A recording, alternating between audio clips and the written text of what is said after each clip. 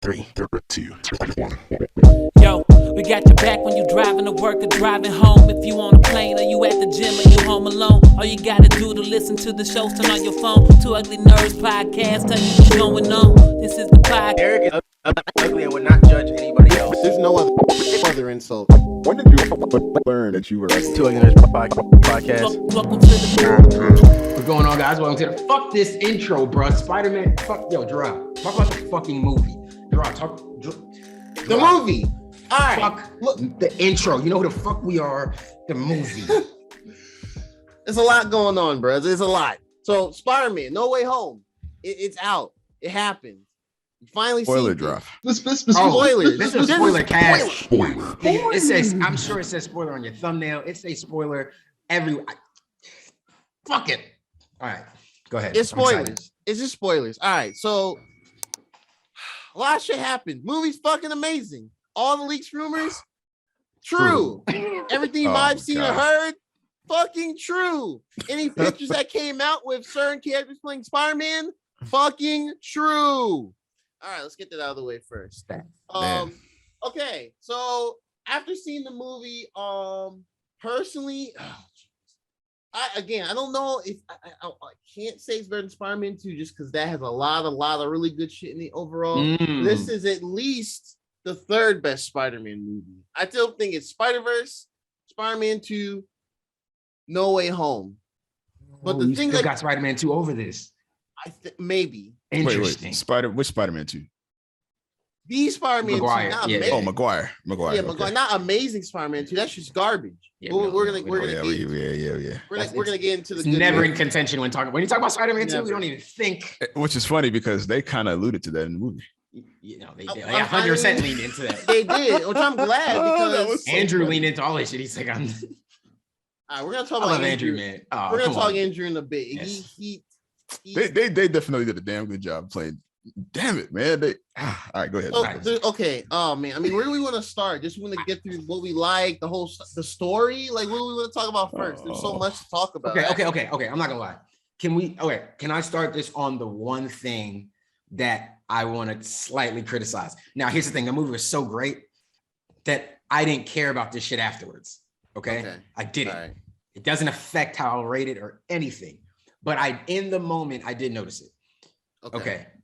They knew they had so much gold with like the last hour 15 of the movie that I think they were just like, yo, fuck it. We will figure out how to get there with something.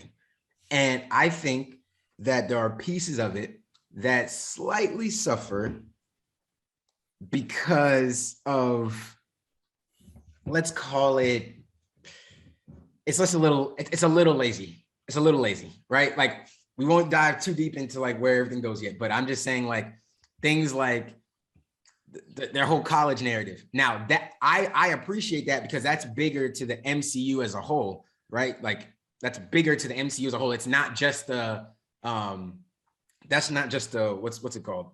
Spider-Man thing. That's bigger to the MCU. Like them going to MIT, like that's a big deal. So anyways. But just how they got there, like him being so willing to potentially risk so much. So you're talking about the very end, or you're talking about the beginning part? No. Well, I'm talking about the beginning part, right? How much he was willing to risk because of the opportunities that were being lost because they know him and they're associated with Spider-Man, and so they can't, they don't get the same opportunities, and because of that. Not only that, but that was a main reason why he really wanted to go through with a lot of this. So I thought that was a little weak when you think about it. I thought that was a little weak. You're talking about the motivation for him to protect for the spell. The motivation for him to want to go through this spell. the fact that, like, I mean, don't get me wrong, Doctor Strange does say he doesn't think through anything. He didn't call the college to see if he could plead his case or try to make a case for himself or his friends or anything like that, which is stupid. But then again, he didn't even consider when he went in there, like, hey, I want to spell where everybody forgets I'm Spider-Man, except these people. I would have went in with a list. He didn't do that. You know what I mean? He's smart. So it's just little things like that I get how we got where we were going, and I loved where we got where we were going. Loved it. Oh my goodness.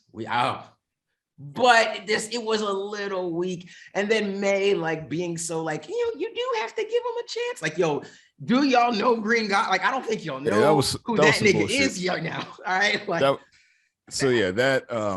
there were some things that I felt were unnecessarily placed in the movie. I would say that. Right. Like, I mean, I understand. Yeah.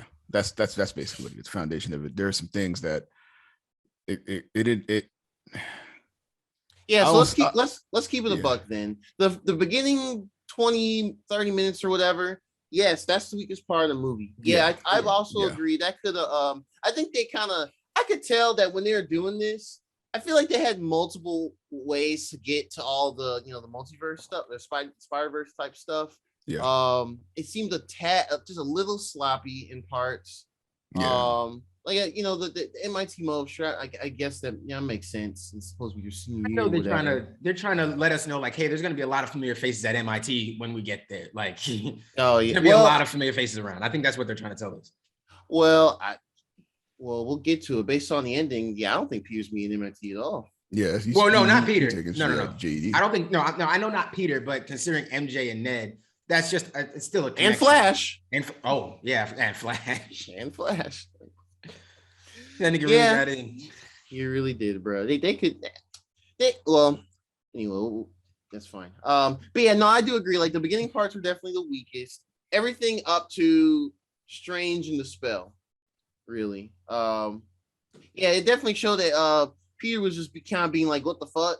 I'm being a little too short-sighted on stuff. I just want this to be fixed. I'm stressed out, and everything. The best part of that beginning parts, though, was fun. My boy Charlie Cox reprised his role as Matt Murdock. That was fantastic. Did y'all theater cheer? Yeah. Wait, what? Oh, the theater cheer? Did your theater cheer? I was clapping. There were some people that gasped. I was like freaking down the chair. I was like, my God. My theater cheered every time somebody, like, he came through, everybody was cheering.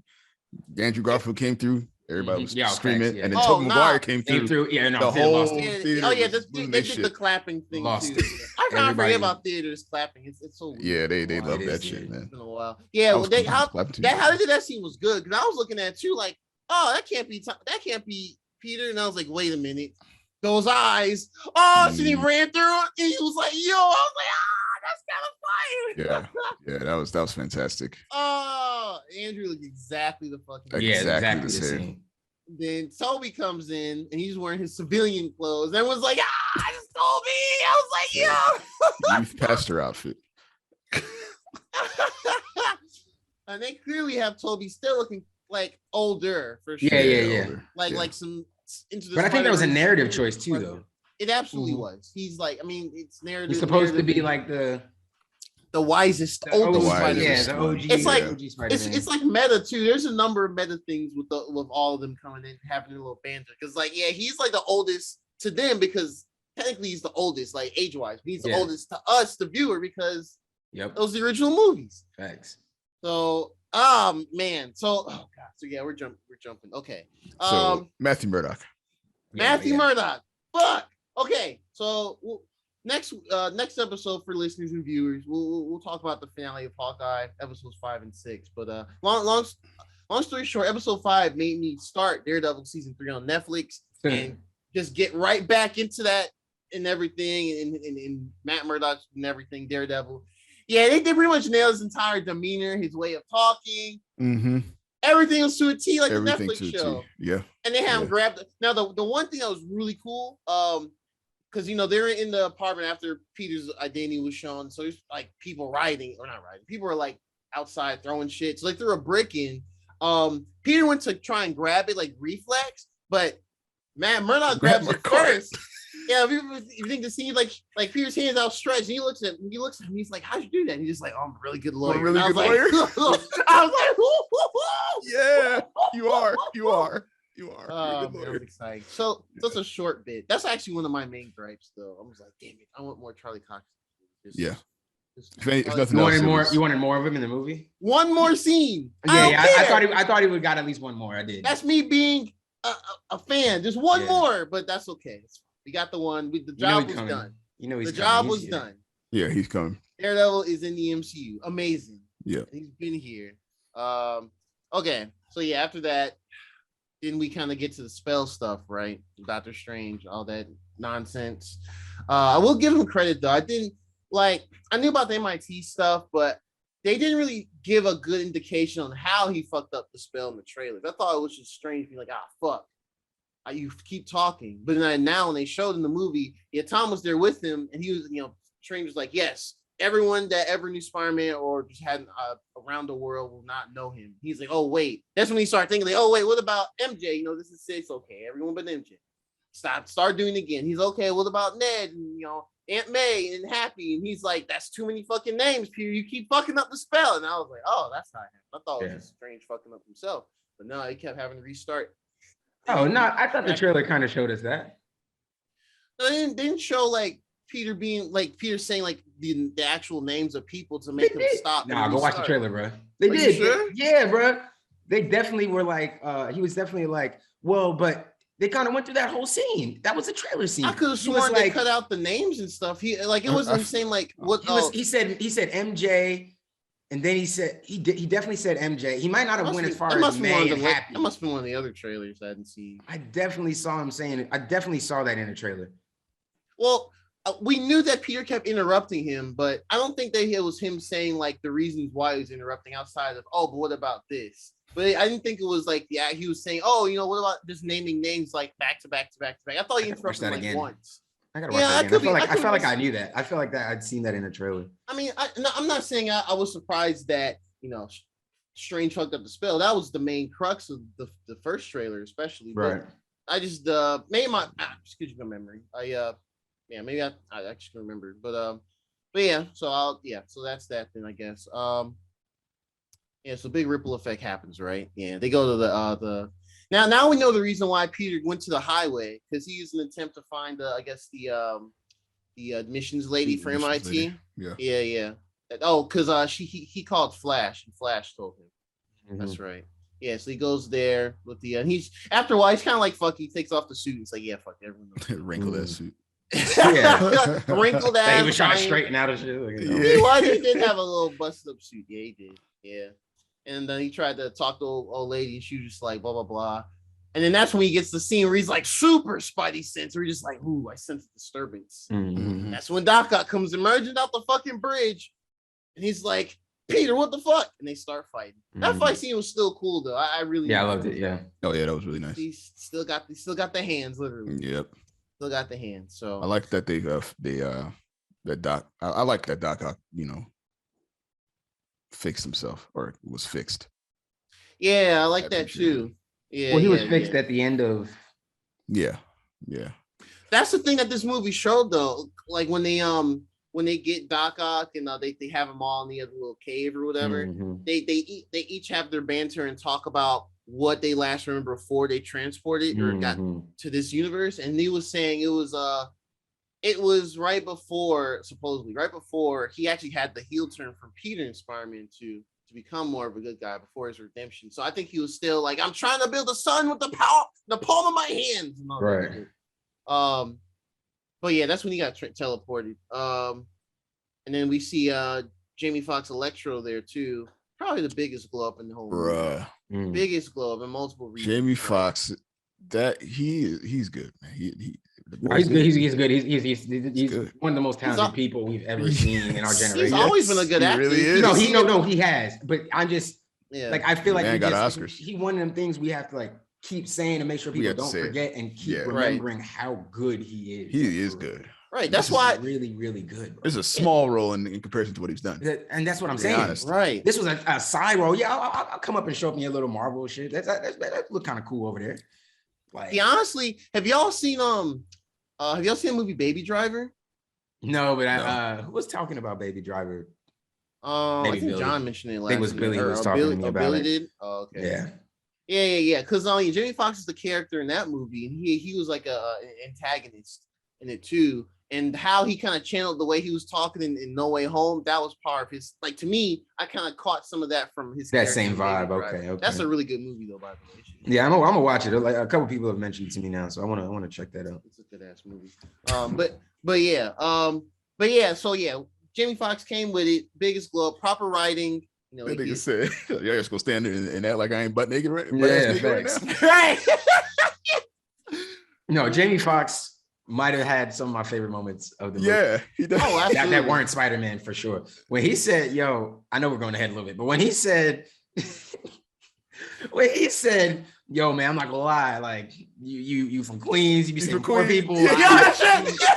Just kind of assumed he was black, you know what I'm saying? That had me shook in the theater. I was like, wait, what are they doing? I was like, gotta be a black Spider-Man out there somewhere, right? MCU, what are y'all doing? Yes, man. I was, and obviously that was our big Miles reference. Yeah. That was a huge fucking tease of like the next 5 years, for sure. Maybe sure. Less. Even less. I was really thinking to myself, if they are bold, they'll just have a Miles show up last second to like deal with Electro's electricity powers and shit. Yo, like that would be insane. I was like, if they have a Miles show up, that would be insane. I'd have lost it. For no reason, just popping up when like, oh, I saw all the Spider-Man fighting, I showed up. Like, that would have been amazing. That would have been wild. You know, I thought, when they made the move. And introduced Feast. I maybe we might see Miles somewhere. But I thought we might see him there too. I mean, but there's different Feasts. I don't think it's not the same one. Because Miles' Feast is the one in Harlem, and that's the one in Queens. That's true. Yeah, it is an organization. So. Oh, okay. So different Feast orgs, buildings, and all that jazz. Yeah. Oh, so yes. So we learned that. Sorry. Are y'all playing? Are we playing today? We're playing today. All right. Who y'all playing? Tottenham, Spurs. We're losing right now, but we let all the little clubs get the first goal, and then normally. So it's coming. It's coming. That was a bad pass, Millie, but we fixed it. Ooh, pop it, Keita. All right. Anyways, back to it's really just our football moment of the football moment of the pod. We haven't had one in a while. We haven't had a game. Actually, in a couple we weeks. haven't. We haven't. Yeah, we haven't had a game in a couple weeks, man. Yeah. So I know we're bouncing around just because it's exciting. So the Doc Ock stuff. So he picked, like, he actually gets a good handle on Tom Holland Peter. We saw in the trailers. He throws against the wall. He pins him. Yep. Peter removes the mask. He's like, wait a minute. You're not the same Parker. And then he absorbs his nanites from the Iron Spider suit. Mm-hmm. And that shit was really cool because I didn't know. I mean, just period that could even happen. I didn't know that was interesting. Yeah, it was very interesting. I will say this. Oh, sorry. I will say this. Power scaling wise, I think Tobey Maguire's Peter Parker was like definitely the strongest of the three. Thinking back, I always considered him like the best fighter, like hand-to-hand fighter. Because Green Goblin was giving that nigga that work. All right, giving him the work, man. Okay. Yeah, let's just jump. Okay. Willem Dafoe is like 2002 Never Left, bro. Yo, okay. They did something to his face. He looked. So I'm gonna say this, and I thought it was controversial, but I was talking to a couple people and they told me it wasn't that controversial. But I'm gonna say it again. And y'all let me know what y'all think. Willem Dafoe as Green Goblin is just as good or better than Heath Ledger as Joker. I agree. Just as good or better. I don't really think that's a bad. I mean, I really don't think that's a bad take because both are. I mean, all right. Let's put. I'll just do like this, like a comparison. Both are like probably one of the like. I would say both are like the first villain you think of for both Batman and Spider-Man, and they're like the world's most famous superhero characters. Mm-hmm. For their at least for these movie adaptations. They both are very memorable. They both have great quotables, great memes, etc. They're both menacing in their own way. They both fuck with the characters in a way that affects other people around them. Like, it just, the only unfortunate thing is, Heath Ledger's gone. Rest in peace. And the only thing is, and Marvel hasn't 25 minutes. Willem Dafoe had to be Goblin a lot. So don't get me wrong. Like, I'm not taking anything. That's why I was saying maybe we can say like but impact as far as like movie villains. But like you said, like impact, right? And like for Heath Ledger to be on the screen so little and have such a big impact as the Joker, like that has to be stated, absolutely. So I'm not taking anything away from Heath Ledger. I don't know if I can say Willem Dafoe as the Goblin is just like the way he switches between them so kind of seamlessly. It was perfect. It makes you believe he's really still Norman when it's the Goblin letting him be Norman. And then when he does the final turn at the end, and that whole scene that is coming. That whole scene was cool because we get like the first person like angle from Peter, Tom Holland Peter. He's just like the intense, like, oh shit, like his fight is going off the charts. And everyone's looking at him like, the fuck you tweaking, bro? He's like, nah, fam, somebody's a fucking villain, bro. Somebody is a traitor. What's you gonna be like for, nigga? Right. Nigga Jamie, man. Jamie, man, what's your... It was funny. Hey, what were you? Oh, hold on. Right. You tweaking, my nigga? Bruh. He was giving him the good hands. That's one thing. That's the other next thing. Oh man. So I love that they. So I actually learned recently. There's some cults of interviews going around, but apparently Willem Dafoe did a lot of those shots, like the action shots. I mean, not the building stuff. That's like half CG, but like the actual hand-to-hand stuff. Apparently that was him, which is pretty cool. That's like, wild. That's very wild. Yeah. He said he wouldn't come back if they wouldn't let him do his own stunts. That's wild. Man. That's dope, man. He said, I won't do it unless y'all let me do my own stuff. But whatever stunts were within reason. But yes. Of course. I think we've gotten to now of like fight choreography, where like even especially for actors reprising roles from like almost 20 years ago or something. Even if they may not be in the best of shape or whatever, or they keep up decent enough shape, they may have the stamina or whatever. They can still do it to where they're actually moving a fair bit and stuff. So, but yeah, man, he kept, he slammed that dude all the way down the building. The good hands. I was like, he body slammed him into that into like 3 different floors. And we honestly, I would say we all people forget how strong Harry Osborn, Norman Osborn, Green Goblin is. But yeah, like people be forgetting because he didn't get bit by a spider. But he did get the serum and everything like that. So but yeah, I think that was really good to have him flex with the current more the current day choreography and everything like that. But but yeah, I couldn't believe fantastic how like overpowered he was in comparison to Tom Holland Spider-Man. It was wild. For real. Like, overwhelming strength. It was overwhelming strength. This is honestly the first time outside of like all the Avengers stuff, like Thanos and what was it, fighting Bucky and shit, why am I forgetting his name? Falcon's name, Falcon in Civil War and all that. Like, I think these are some of the first time he's finding like actual like super powered people. So like Vulture had Stark Tech. Well, actually, Mysterio and Vulture had Stark Tech. That's true. Yeah, and so, Mysterio was more of an illusionist than anything, so he didn't really like physically. He wasn't physically tasked like he was with this movie. So he got the good hands. He got the good hands. Wild shit. Yeah, he definitely got a reality check with that one. He's probably gonna hit the gym after having experienced these villains. Yeah, bro, it's like my Green Goblin might be out there somewhere. I need to be able to fight this nigga, man, whenever he come around. Yo, that's man, especially the ending. I just have a lot of thoughts about the ending. But yeah, so that's the main heel turn to Derek stepped away for a moment, but we'll get back to it once he gets back in as well. But so of course in this movie, big time spoiler, super duper spoiler, Aunt May dies.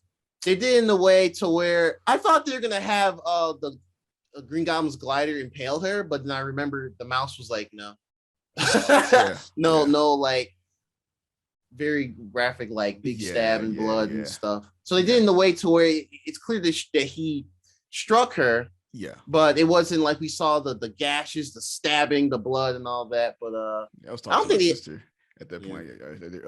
When she got hit, she got back up. I was like, "Oh damn, she's strong as hell." Right? I was like, "Yo, huh?" I know, right? I was like, "Wait, that youthful aunt energy ain't for nothing." Yeah, she's still kicking.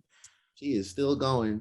Yeah, so she gives like her own the MCU iteration of great power, great responsibility. Yeah, he dies, and man, I was feeling for Peter though. I was like, man, this only when this lost his aunt and uncle.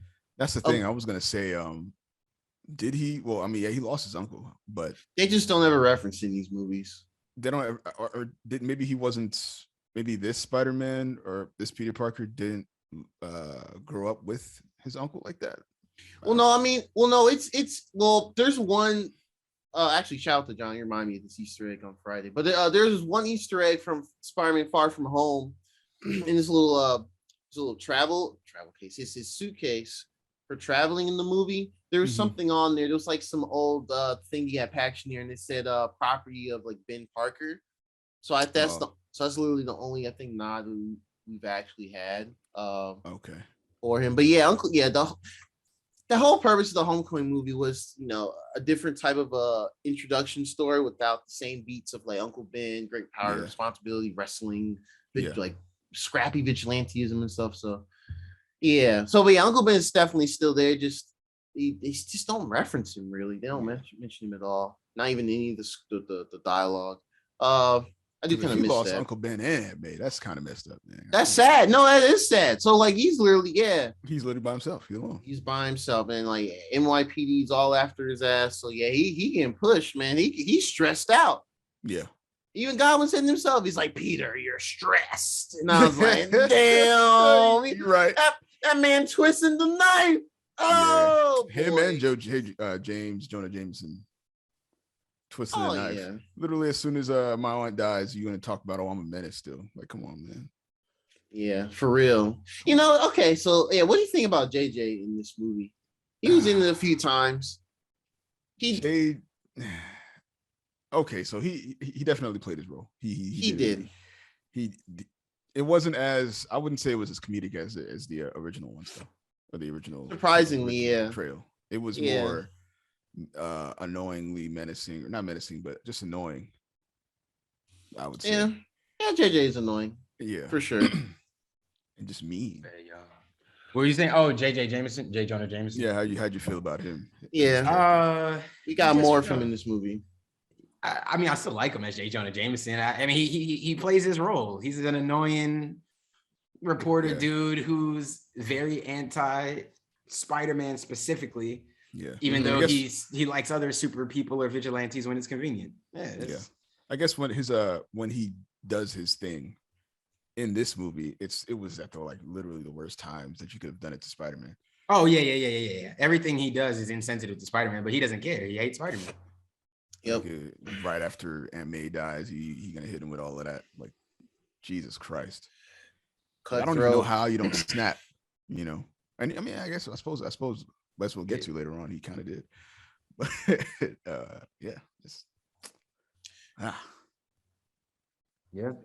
bro, fucking wild. Yeah, I mean, his portrayal is fine. Like they don't have like lots of parts where they're not doing the Daily Bugle thing in this at all. So we don't see him, barking orders to people in like a whole office. He got his little setup, right? He does like a podcast on there. Is what he does, right? Or it's like he's like an independent reporter. Yeah. That's pretty funny. Like the green screen. I was like, oh, that's what's happening. I will say that is an interesting flip on him though. It is an interesting flip. Like he was a news reporter before, or he was a head of news. Yep, there we go. Yeah, there we go. I'm so impressed how Derek cannot have to mute and cheer like that.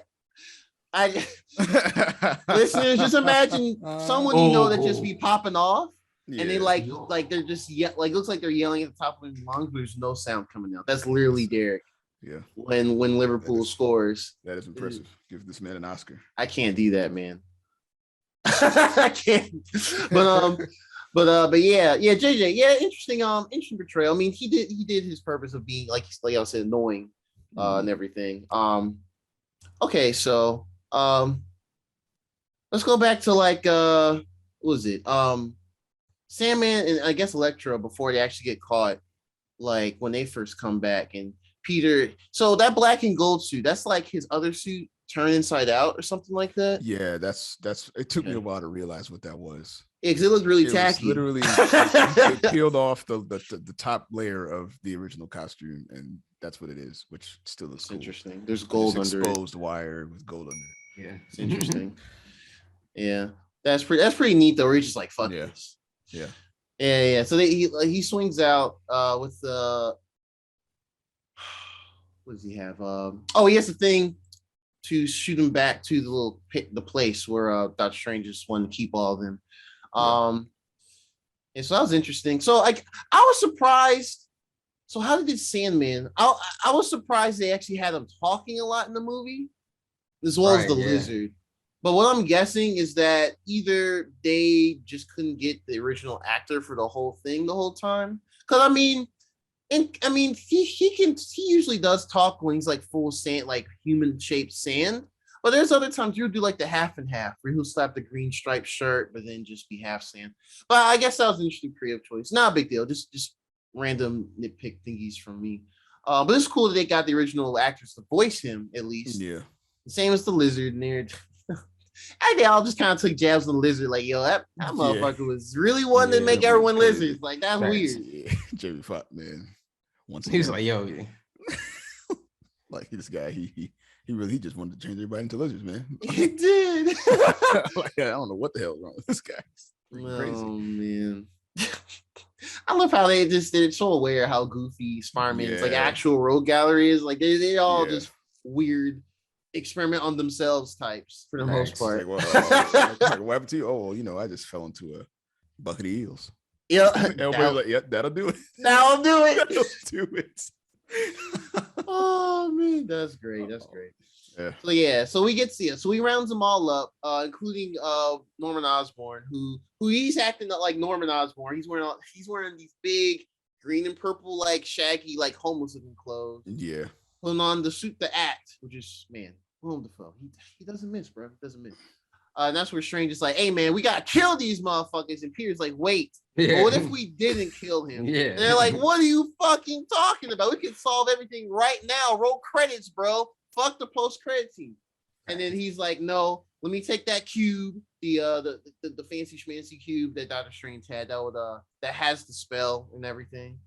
But he's like, no. Oh no, there's a button on it that basically if you press it, it'll unleash the spell and take everyone back to their respective universes, and everything.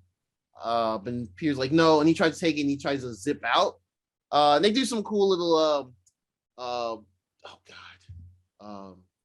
fling rings. Yeah, do interesting fling ring portals where like Peter actually like tried to like web swing out, and then That's Strange made like a separate portal. So Dr. like he actually shot his full foot and was suspended in there. That was cool. Doctor Strange was giving that nigga the hands too, man. He really was. He really was. Towards the end of what happens there. But yeah, he grabs him. All we know, he was holding him back. He was holding. He actually was. He was.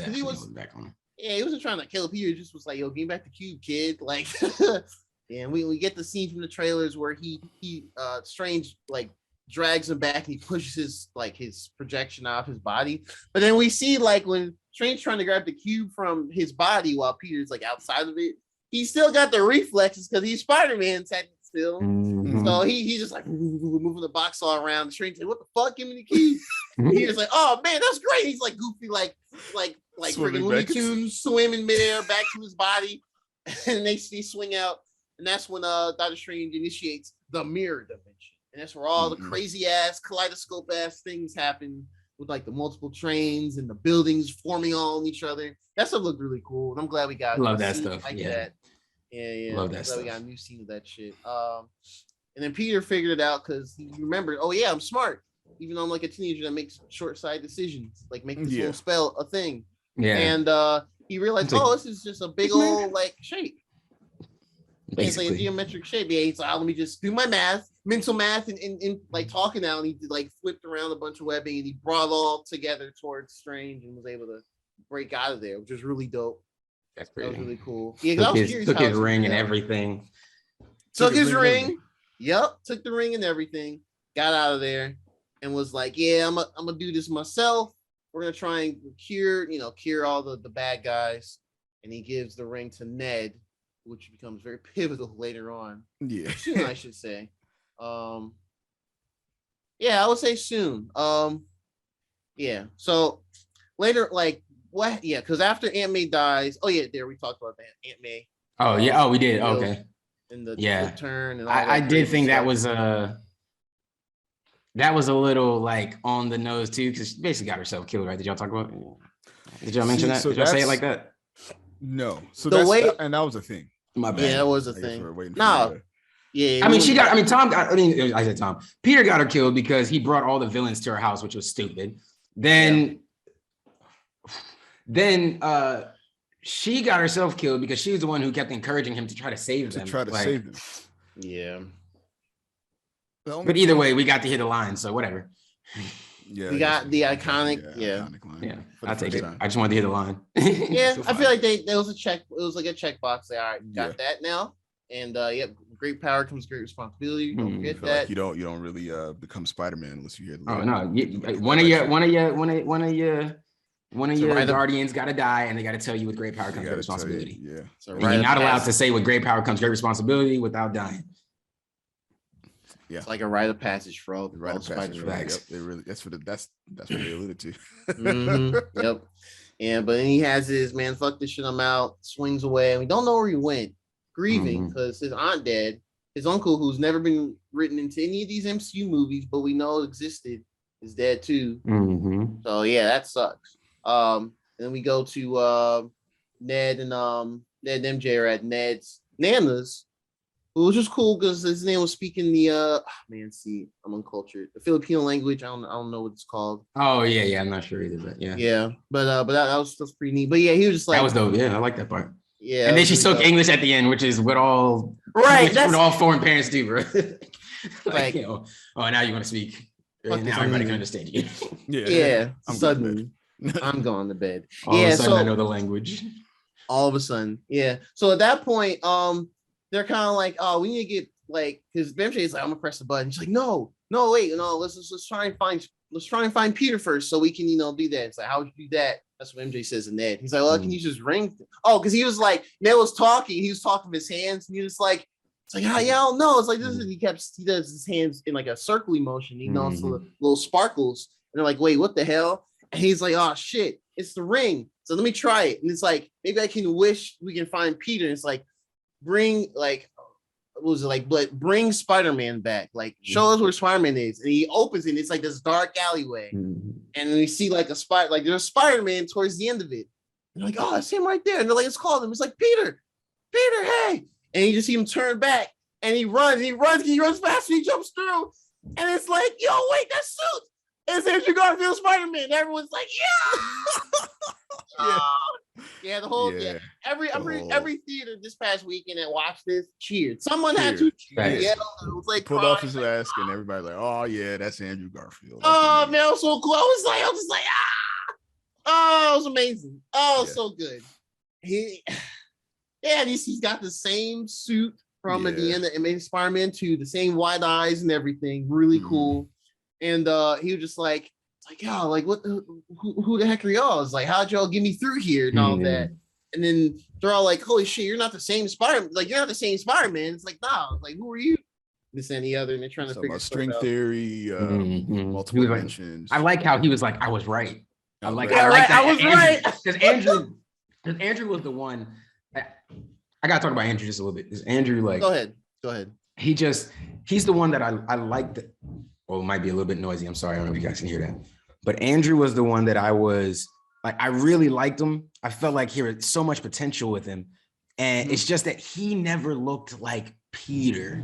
So every time you see him doing math and shit, it's just like, I get that he could do this.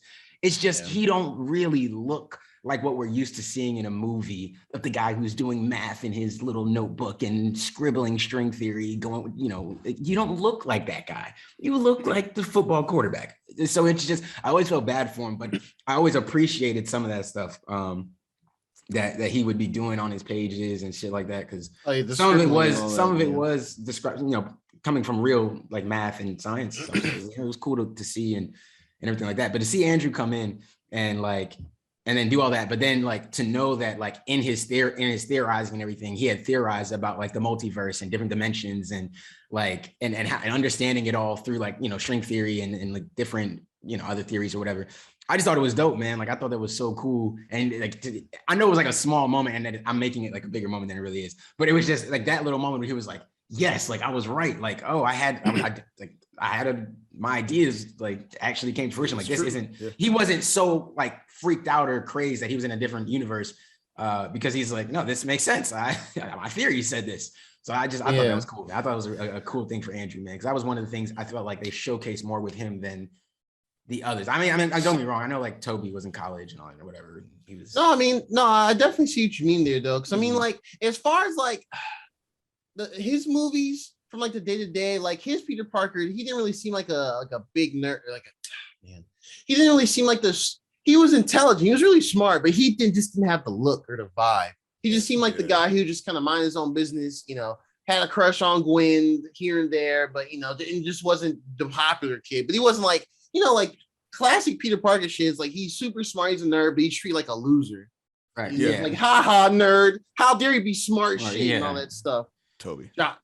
Flash Thompson beating his ass up, all that goofy shit. But But I always liked how, like, especially when he was going, his typical arc of like figuring out the suit and like his abilities, and they show him actually creating the web fluid in the first Amazing Spider-Man movie. So that is one of the greatest accomplishments of this movie.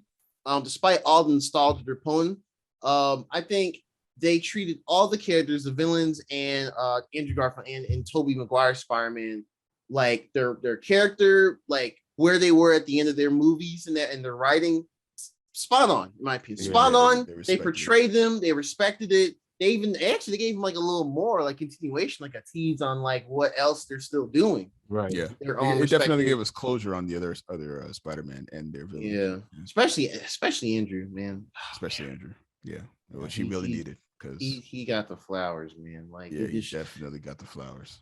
Reconfirmed he was never really a bad Spider-Man. I never really said that. Amazing.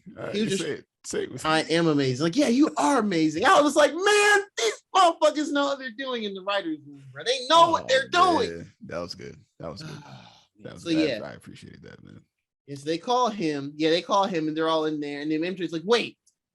She's like super skeptical. She's like, wait, show me your Spider-Man.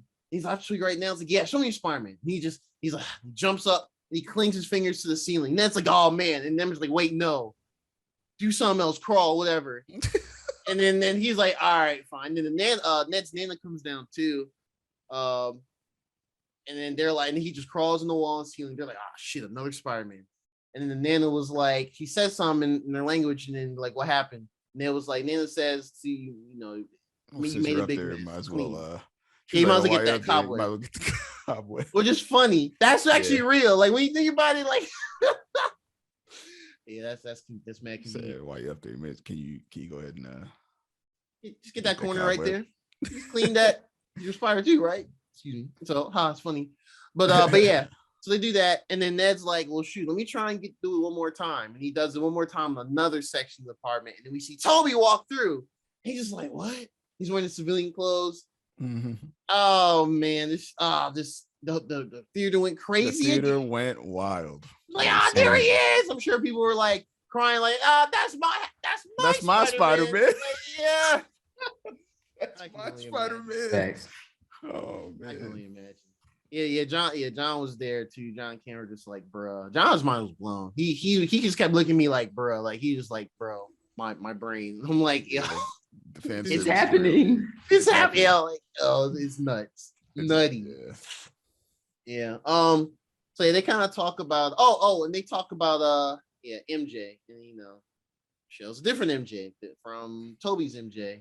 But then they kind of talk about their perspective as Spider-Man, Peter, and their worlds briefly before they go and look for Tom Holland, Peter Parker. Because they're like, we had our own rough times too. It's like we understand what he's going through, and so they how did they pinpoint where he was again? I can't remember. They were Tobey Maguire was saying, is there anywhere that that he would go to get away from everybody or get away from that's right. Yeah. And he like, mine's the Empire, the Chrysler Building. Oh, mine's the Empire State Building. Yeah. Better view. Talking shit. Better view. Like, that's true. Chrysler Building. It was from then when he realized that he definitely had like an inferiority complex. Yeah. He was like, better view though. Better view. That's so meta though. I don't know if you can get up there. It's really meta though, especially when like all of them come together and I'm so I'm glad I did this too. Like Tobey Maguire, he shot like the natural web fluid, and they're like, "Yo, you can do that," and he's like, "Yeah," and Andrew's like, "How the world are you able to do that? Like, what the hell?" Like, whoa. And Tony later is like, "Oh, you think that's like they think I'm weird or anything?" Like, no, it's not. It's just you can do that and we can't. And that's cool. That's cool. They're all nerding out together. Yeah. But it's really meta though. Like, Toby's like the oldest, the wisest, kind of like I said before. To us, the viewer, he is the oldest Spider-Man in these type of movies. Andrew, like to all of us viewers, I mean, most people, they view him as the lesser Spider-Man or whatever, just because his two movies aren't as good as the Sam Raimi trilogy. We know this, but at the same time, you still know he's amazing. Yeah, amazing. He is the amazing Spider-Man. Spider-Man, bro. He's amazing Spider-Man. So and so they kind of what they decide to do is they all they go to like a lab, school or somewhere. They go into a lab and they actually finish the devices that they were making originally in that smaller apartment for Aunt May to remove the stuff that caused the trouble for all the villains, and then that way they can send them back to their universes so they don't die or get killed like that Spider-Man. Well, that's what they think.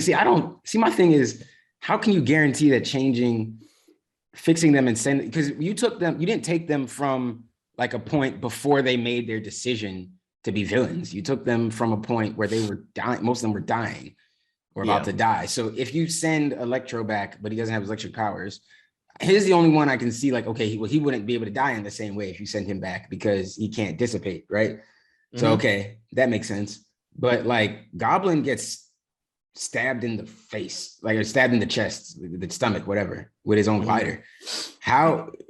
All right. So now so when he goes back to that same moment, Peter's just going to flip and it's just going to be Norman there the whole time.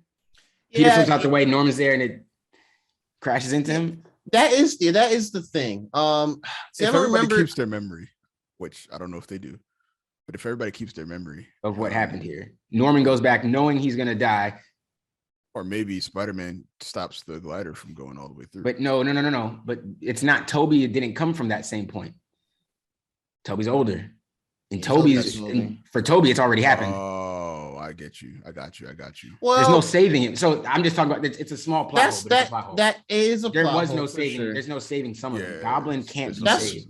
That's what Tom Holland and Peter wanted to do. Yeah, so we don't really know what happens when they get sent back for sure. We don't really know. Because he was trying to send them back to like, maybe he's trying to send them back to a specific time or something. But if you send them back right where they came from, then yeah, you're screwed. It's supposed to be the same. There too, then. Yeah. The only thing I say about Doc Ock again is like when they're in that holding area earlier in the movie, they're like him, Electro, Lizard, and I think Sam, and Sandman, they're all describing where they were before they were brought here. And so some were different than what we've seen.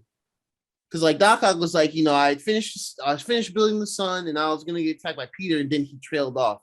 Which is, I think they're saying this is right before Peter, Peter really tried to find him and convince him like what you're doing is fucked up. So that was before his end redemption. Yeah. And then Sandman was like, oh, I was really big and I couldn't transform back.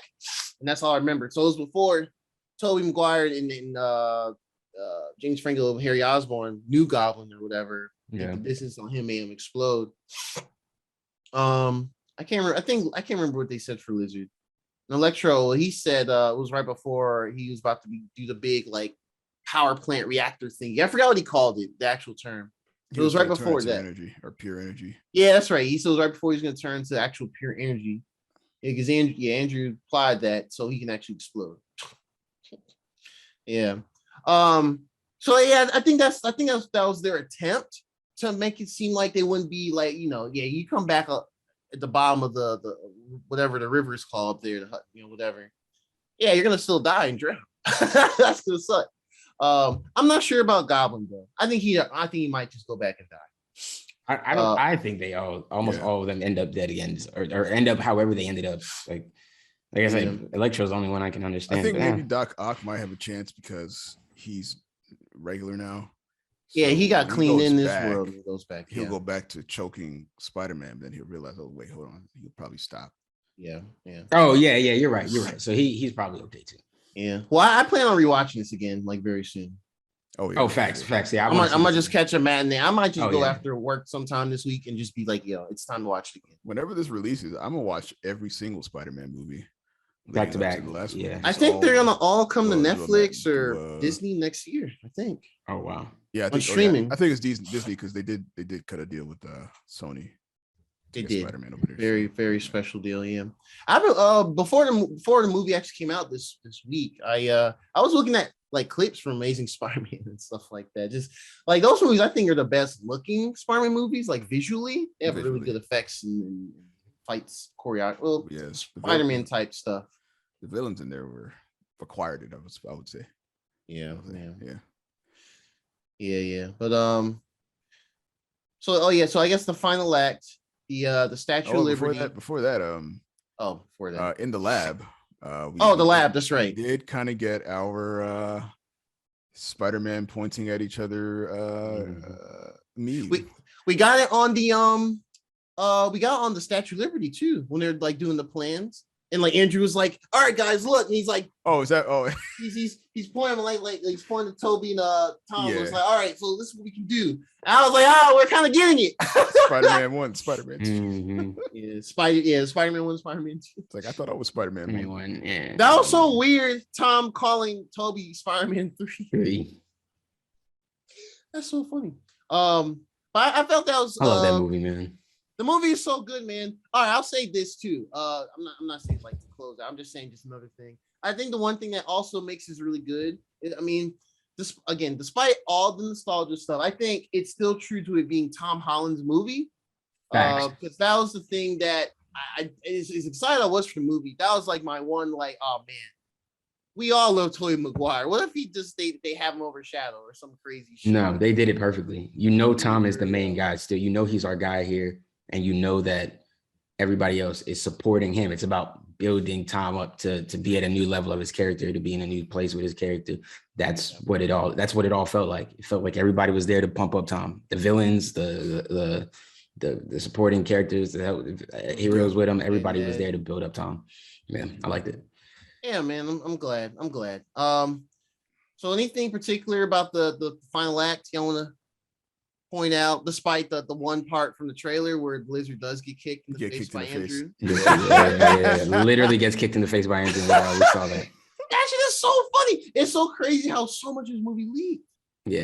Everything leaked. I was telling my sister, like, if we really didn't know that the other Spider-Man were going to be in this movie, this would have went crazy. Out on the day. We would have went. Honestly, if there was no photo evidence, it would have just been nuts. I mean, I would have lost it. I still if we didn't know all three of them were going to be in there, and then they showed up. I would have been that loud. If they had managed to keep that a secret, I might have cried when I saw Tobey Maguire. Facts. Yeah. Facts. Yeah, I would have. That would have got a tear out of me. That would have got a tear out of me. Like, oh, nah, bro. I mean, no, the final act was just. Yeah. It was a lot cool. It was a lot. It was poetry in motion, man. Yeah, bro. They especially when they got into it. I you know what I really loved? I loved when they had their little conversation where they were trying to figure out how to approach the fight, because they were just like, well, I'm used to being part of a team, and he's like, well, we've never been part of a team, and I know that people aren't going to take it this way, but Kevin Feige put that there to tell you Spider-Man fans to shut the fuck up. That's what he put that there for, because his point was, yes, you can have this Spider-Man here who's super solo and his only thing. Spider-Man doesn't need a team. He needs just Iron Boy Jr. Well, guess what? And actually, did you see the Iron Man Jr. Signs and shit that were around the movie? Did y'all catch those? I did. They were calling their Spider-Man, the main MCU Spider-Man right now. They were calling him Spider-Man. They're calling Iron Man Jr. Throughout the movie when you watch it. Just like on little like posts and shit. Just like how they had like the Thanos was right thing in Hawkeye. It's that same type of thing, like memes and shit around. People wearing buttons or hats or whatever t-shirts. Sony and Marvel are definitely aware of people's criticism. Yeah, just the internet in general. They're very aware. I'm glad they took their time. I mean, I'm not saying listen to the fans because like I don't think you should always look at the fans and say, yes, we're doing that. And that we're writing it right now in the script. I don't think that should always be the case. But at the same time, they should keep an ear out and look at it and think about it maybe, but still go on their own path. But what I think they did, they watched Spider-Man 3, they watched Amazing Spider-Man 2 and said, how do we fuck these up? Marvel, you look back at the Spider-Man 3 and then Sony definitely should look back at Amazing Spider-Man 2 and was like, how did we mess these up? Because we had, I mean, this wasn't a Sinister 6. This was really a Sinister 5, which is pretty goofy.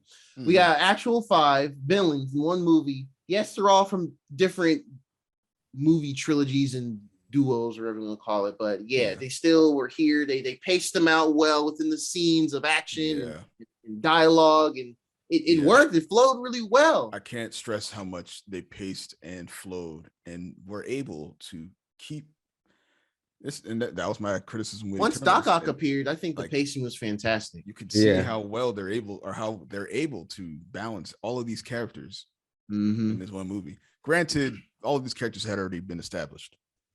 Right, so that is a benefit as well. But you are banking on people remembering or having seen those movies before. That's true. That's true. Yeah, I'm this would be really, I don't know, it'll be really kind of hard to find the person that may be our age. But we'd have to I'd have to ask somebody and be like, hey, somebody our age, you saw at least the first Spider-Man movie. Tobey Maguire. You saw at least that. I could understand if you didn't see the Amazing Spider-Mans. I can understand that, or any of the new ones. But somebody our age saw the first, at least the first Spider-Man. It's really hard to avoid. I think our generation, there's probably just a mix of people who haven't seen the second iteration of Spider-Man. Yeah, I think people just didn't see Andrew Garfield for sure. And that because when Andrew came out, that would have been we were like middle school, college. No, college, really? Come on, Andrew Garfield. That was college? No, that wasn't high school. No, that high school. College. Oh no, you're right. Damn, I'm buzzing. Spider-Man 3 came out in 2007. I remember that vividly because when I saw that, I was very disappointed in the theater. That was like one of the first movies.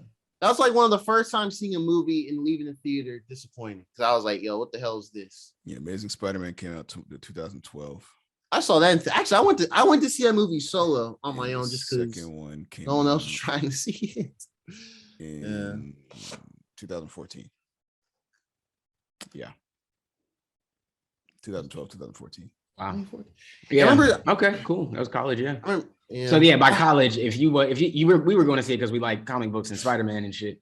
Yeah. And it wasn't something we were getting frequently, right? Like this was still like, well, the MCU had kind of started, but we weren't sure how long it was going to last, how long it was going to go.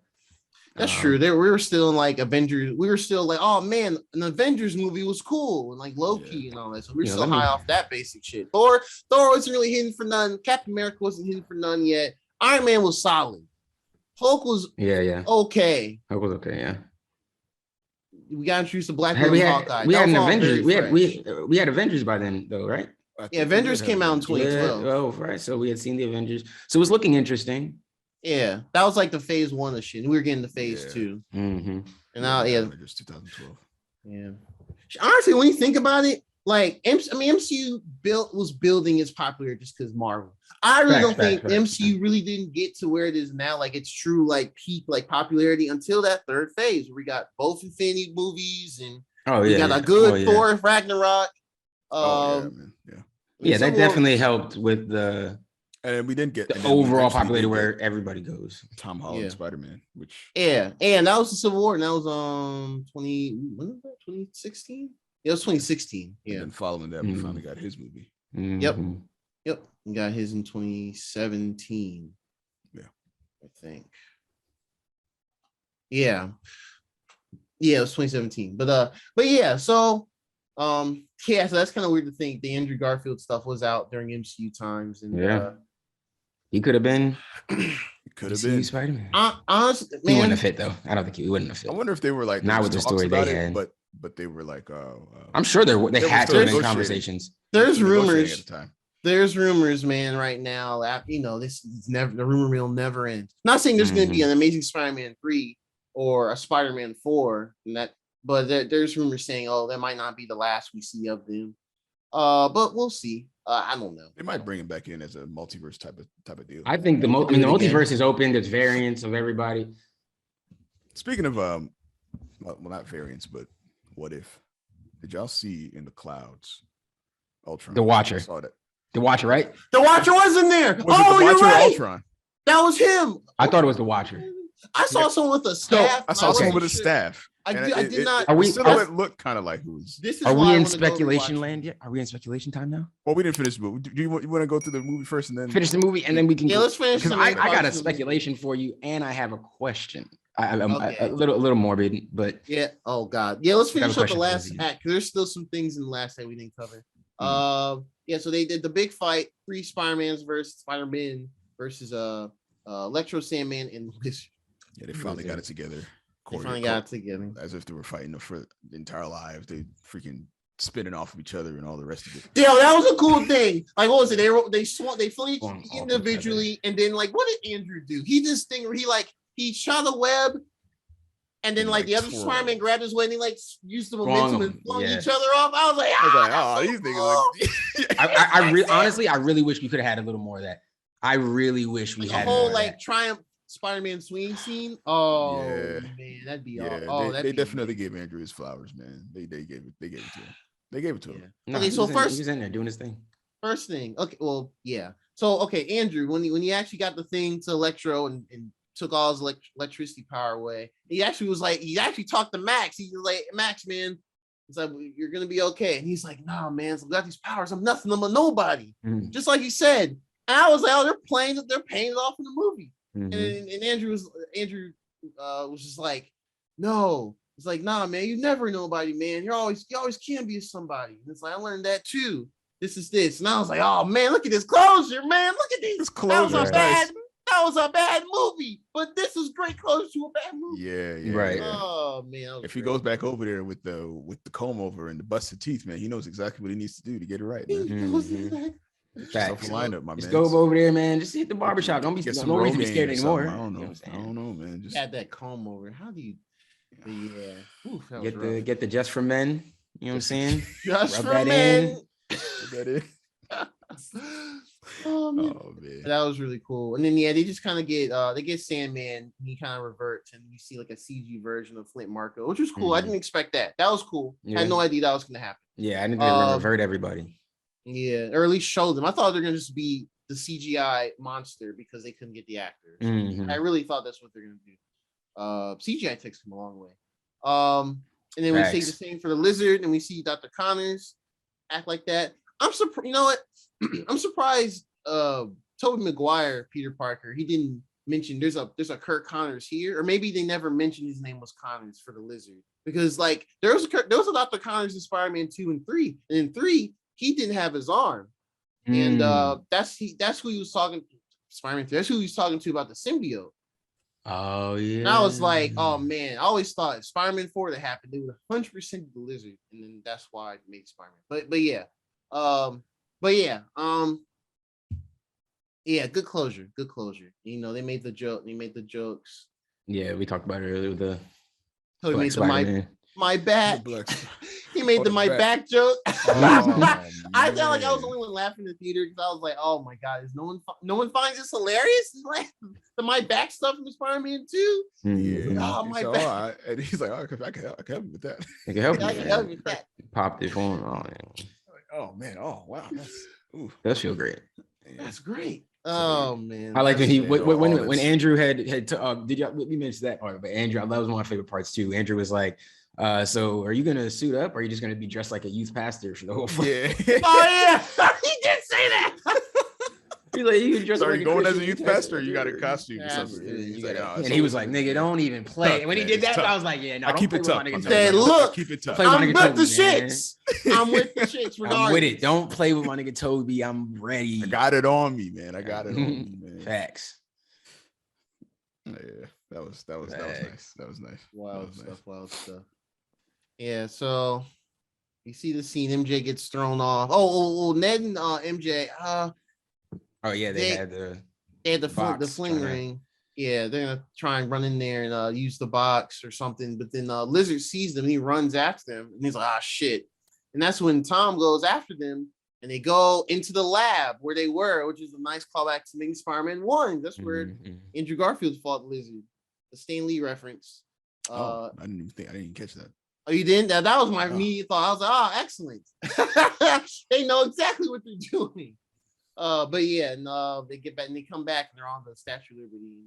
That's when MJ gets knocked over, and Tom Peter Parker's like, shit. He tried to swing after him, and then who hits him? I think it was a Lizard that hit him or something. I think it was a Lizard that hit him. It was a Lizard that hit him away. Or no, Goblin. No, I think Goblin. Is that when Goblin came in? Was it Goblin that came in there, or was Goblin, it Lizard that hit him away? It was one of those two that hit him away. This is why we need to see it again. Yeah, I have to remember too. One of him away, and then that's when we see Andrew Garfield. Peter, did one of y'all say this? Or I was talking to someone else and they called this. But yeah, they said Andrew Garfield came through and caught MJ.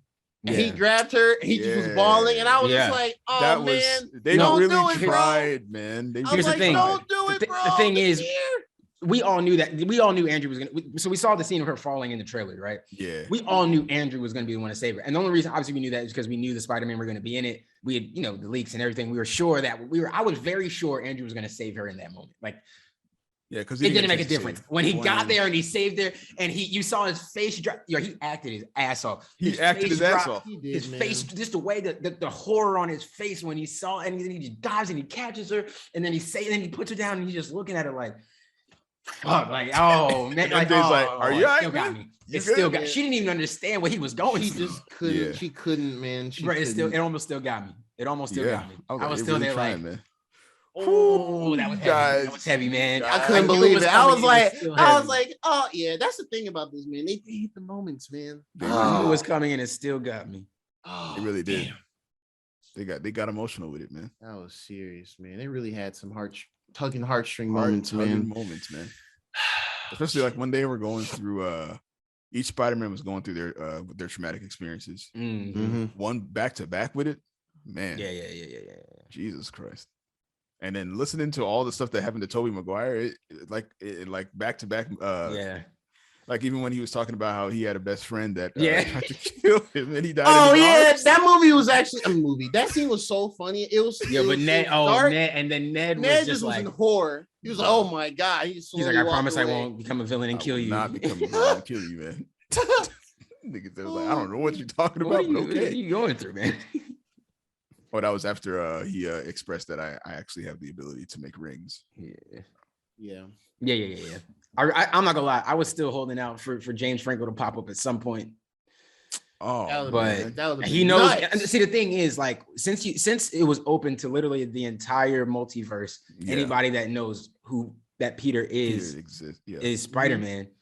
That's obviously why I was still hoping for the Miles pop up. Like I said, like if Miles had came in, this movie would be goated. It would be the best Spider-Man movie. I'm not gonna lie to you. It probably would have taken over Into the Spider-Verse for me, for sure. I still have Spider-Verse as number one. Yeah, no, Spider-Verse is still number one. But this is number two for me. I don't know. Pending Spider-Verse 2. Damn, facts. Yeah. Spider-Verse 2 I need to rewatch this, and then how I feel after knowing everything and just being I can just watch as a movie. Then I'll come back and say whether I like it over 2 or not. It's definitely top 3 though. It's literally like at worst the third of my favorite. Oh yeah. No. I don't think it can fall under 3. It can't. I really honestly don't think it can. Not right now. And then Doctor Strange manages to finally get his way back from the mirror dimension. He's there too. Oh yeah. What's his name? Ned opens a ring. He tries to get back to the classroom, but he ends up opening the ring to wherever Doctor Strange is. Yeah. Strange steps through. He's like, give me my shit. I don't need the little ring for magic. Actually, you might, but you do. You need that little concentration ring. Yo. Here's one thing we didn't mention that I felt like maybe we did talk about at some point, or maybe I heard it in like a video or something, and I just don't remember. Doctor Strange isn't the Sorcerer Supreme. He's not. He hasn't been. He got out on the tech. Yeah, he's not the Sorcerer Supreme right now, man. He's like an interim Supreme. Nigga.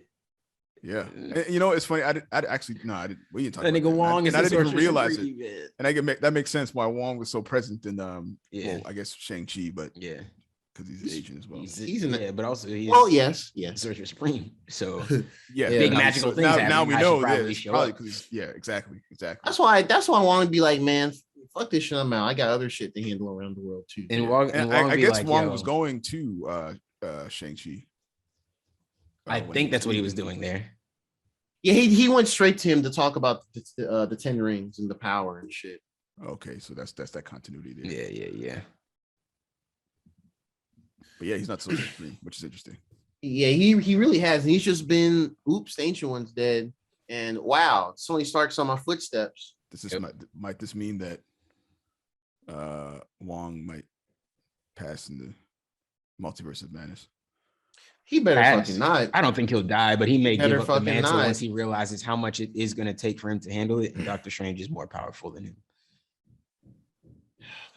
Man, I think that's all it comes down to. There can be multiple ones. I think there can be multiple Sorcerer Supremes. I would hope. I just I wouldn't. I don't know.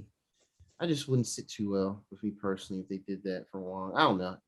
We'll have to see about the movie when his movie comes out next year. I think it comes out in May. I got another question. Once we get to speculation land, I got a question about Doctor Strange. Oh yeah, for sure. So Doctor Strange come back. They're he's like, okay, we need to restart the spell.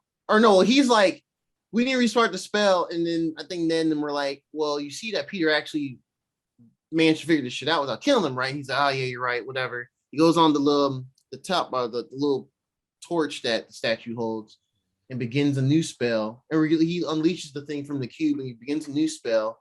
But then Goblin comes back and he's like, "And Spider-Man, come out to play." So good. So good, perfect. So good. You didn't even have to yell that. I'm not gonna lie, bro. Yo, that Goblin mask, that thing used to invoke fear in me. I'm not gonna lie to you.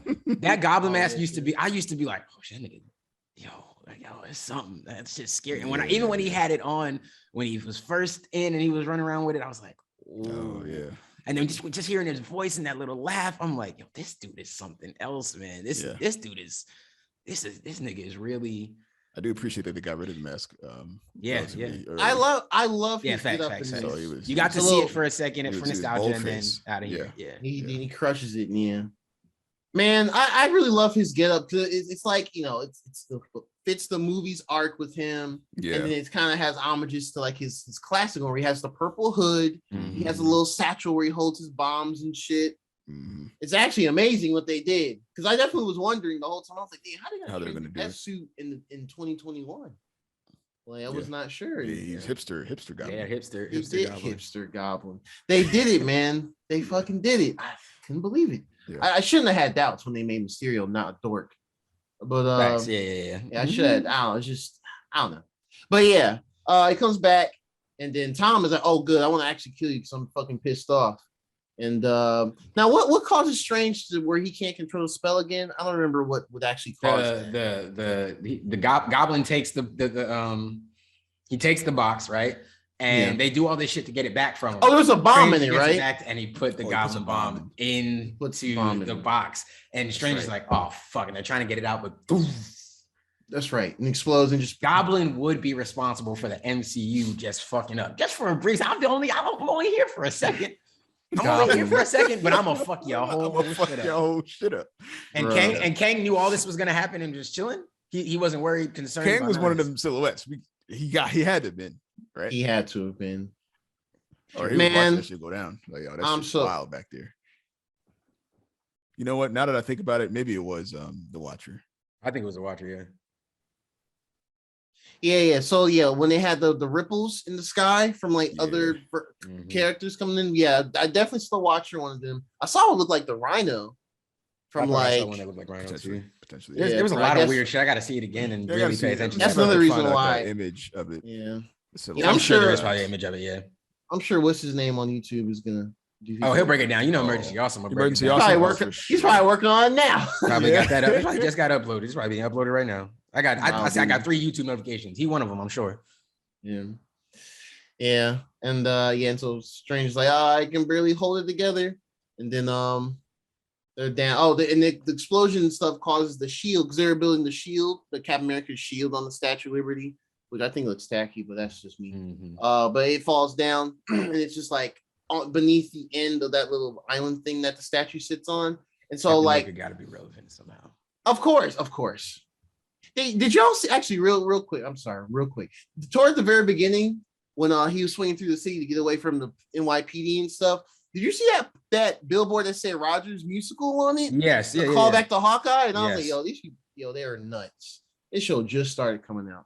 Yep. But yeah, okay, yeah, I just remember that. But yeah, so yeah, and then down the bottom, Tom's like pissed off. He's trying to fight Norman kind of giving them good back punches, and he was getting in his head. He's like, oh, it's like, I didn't really kill your Aunt May. You killed, like, just manipulations, making them just like twist them, like making them feel worse and worse. And that's when he just said, fuck it. He started getting them Spider-Man PS4 moves. Facts. He dies and shit. He like grabbed him, did like a finisher, boom, threw him on the ground, and was punch.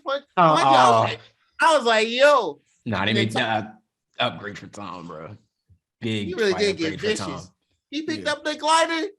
And then he was like, he looked over his head. I was like, you gonna do it? And then we see Toby all the way at the top. He glances down. He's like, wait a minute. And then right as he thrust it, he was about to just impale Norman with the glider. Peter comes on, or Toby Peter comes on nowhere. He just grabs both blades. And I'm like, oh man, Spider-Man 1 callback. Damn it. I know all this shit. And then and he's just like, no, this isn't what you need to do. And Tom's just like, and he slowly just kind of chills out. He throws it down. He's just like, just cleanse him. Just here's the thing. And he gives him, and the Goblin persona melts away pretty much. And then at that point, he's like, well, shit. And he goes to Strange. He's like, okay, well, what do we need to do? And it's like, well, we just need to do the spell, and that's it. And then Peter was just like, you know what?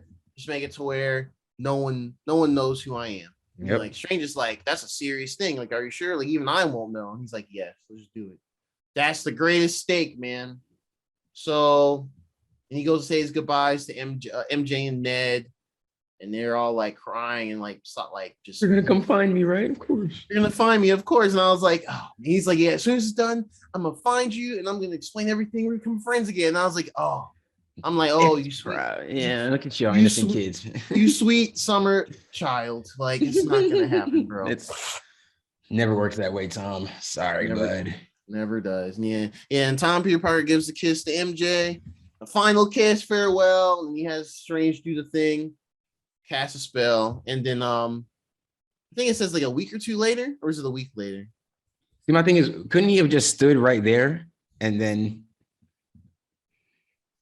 Like Strange was doing the spell, they wouldn't have teleported anywhere. They're in their universe. If he had just stood there and then in the Spider-Man suit, and then when they came back, they see him in the Spider-Man suit. Doesn't that just? I don't know.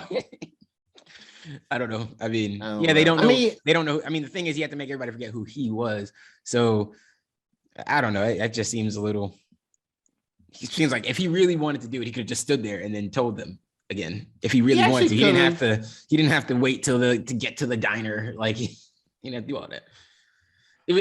I like the scene. Don't get me wrong. I enjoyed it, but I was just like, it seems like he could just stand there though and just tell them then if he really wanted to just be efficient. But okay.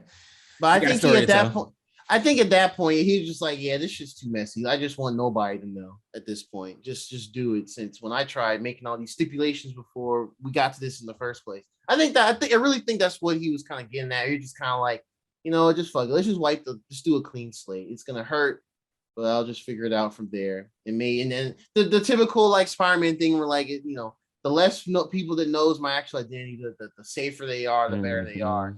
So I think that was this whole thing. For sure, he could have stayed there, just been like, "Hey guys, here's everything that happened, and why you're standing in like a destroyed Statue of Liberty." He could have definitely did that, but and maybe that wouldn't have been as interesting. movie. I don't know. No, yeah. Yeah, It's good right there. No, listen, I get it. It doesn't make for a better story. I'm just saying it made more when you sense. are making a good story, you still have to make it make sense why he wasn't standing right. Like he's standing with them as strangers performing the spell. Like, yeah, that's it. For sure. It's not a knock. The movie's great. Oh no, yeah. I get what you're saying. I'm agreeing with you now. I'm just saying like that's probably why I didn't do it. Just because yeah, for sure. You're right, but let us make the movie, guys. Facts. I get it. I understand. Yeah. But so I think a little quick fast forward. I think it's like a week or something like that. And we hear like JJ on like the little newscasting in Times Square or part of the city where he's like talking about, Peter Parker, Spider-Man's still a menace. It's like when will we ever know his true identity? He's a coward. This is this. And so I was gonna show that, nobody. The spell worked. Yeah. The spell worked. He's going down the street. He wrote like a note where he was like reciting like how he's gonna talk to MJ and Ned and explain like, hey, I'm Peter Parker, blah blah blah blah blah. And as he gets into the same little store that MJ worked at, it was like a little donut coffee place or whatever, part-time job. And he goes in there. Michelle was talking, and she's like, "Oh, hey, how can I help you?" And he's kind of get shook, or because he's like, "Oh shit, maybe I can't just do this." And he's like, "Hey." Yeah, and he's like, hey, he's like, oh, I'm Peter Parker, but then he got trailed off and saw Ned there, and he was just there on his phone, like he didn't react or anything. So I thought they were gonna make it like a weird thing where like they were together now or something. I'm glad they didn't do that. I thought they were gonna do it too. Really glad they didn't do that. That would have been pissed me. I've been like, guys, come on. That would have been cringe. I've been like, no, they don't have to be like this. Just say they're friends and that's it. And they're both happy. They're going. But don't they only know each other through Peter anyway? That was in this reality, in MCU is what I mean. Yeah. So how are they friends now? But whatever, it's fine. Yeah. I don't know. Are they friends though? I mean, they became at a coffee shop, and they're both going to MIT. Maybe he frequents the coffee shop, and they were talking about both going to MIT, bro. Like, each one. I mean, I don't know if they're like friends. They might just be in that same club that they were in, because they were both in that club, but they weren't friends. Yeah, they were in the club. Yeah, that's true. But they hanging out after school now, bro. That sounds to me like. He just he frequents the diner. He's not sitting at a regular sheet either. He's sitting in the backside. She bringing him his special order and shit, man. Maybe something else. Maybe something else could be going. That would be wild if they did that. Reason number 25. I need to go back and rewatch this movie. Yep. Well, towards the end of that scene, in the diner, it looked like MJ like remembered something when he said, "A little bit, yeah. I'll see you around." Wait, what? No, it just looked like she was interested. Like her interest was piqued. That's what I took that as. Yeah. Not like she remembered anything, because then the spell wouldn't be nowhere near as effective. I think she just remembered. Or maybe I was thinking was maybe Dr. Strange, maybe he like tweaked the spell a little bit on the back end, like made it so that there is a possibility that some of the people that knew him might be able to remember. Nah, he's stretching with a certain phrase. Oh, that could have been cool, like a trigger phrase for some people. Trigger phrase. Say, "I love you," and then MJ remembers everything. Geez. I hope that's. You want that cringe? Is that the cringe you're looking for? Because you know that's what's gonna happen. Fuck. The trigger phrase for MJ is "I love you." Phrase. Oh, jeez. No, it was so bad. That'd be interesting. No, it wouldn't. That'd be terrible. No, they wouldn't do that. They wouldn't do that. It wouldn't be so cliche. I was thinking that the trigger phrase would be like, oh, if you have low expectations, you don't get disappointed. Oh yeah, and she said there too, because I was that was her thinking in the beginning of the movie, but then later stuff she kind of had a little development where she was kind of like, no, let's just try and really do this instead of expectations. Let's kick some ass. No, let's kick some ass. Yeah, no, let's cure some ass. Oh yeah, let's cure some ass. Goofy. Damn, Tobey Maguire, he's still the same. He is still the same. Wild stuff. Yeah, but that whole scene just solidifies. Yeah, the spell worked. Even though Tom said previously, yeah, it'll be as easy as walking up and talking to you. Once he gets all the rush of emotions and reactions and be like, oh shit, never mind. And he's kind of like, no, never mind. I just came for coffee, even though he gave his full first and last name and was about to disclose everything. And he leaves. And we kind of get like a montage basically of what his life is like after everything has happened. He's back in that small. So okay, so this is interesting. So now I feel like a lot of people that did not, and I think you might be some of them, or one of y'all might be some of them too, that never really liked how he had all this Stark stuff through the movies. We now have like the typical traditional Peter Parker situation where he's broke as fuck. He's got a dingy ass apartment. He has to sew his own suit.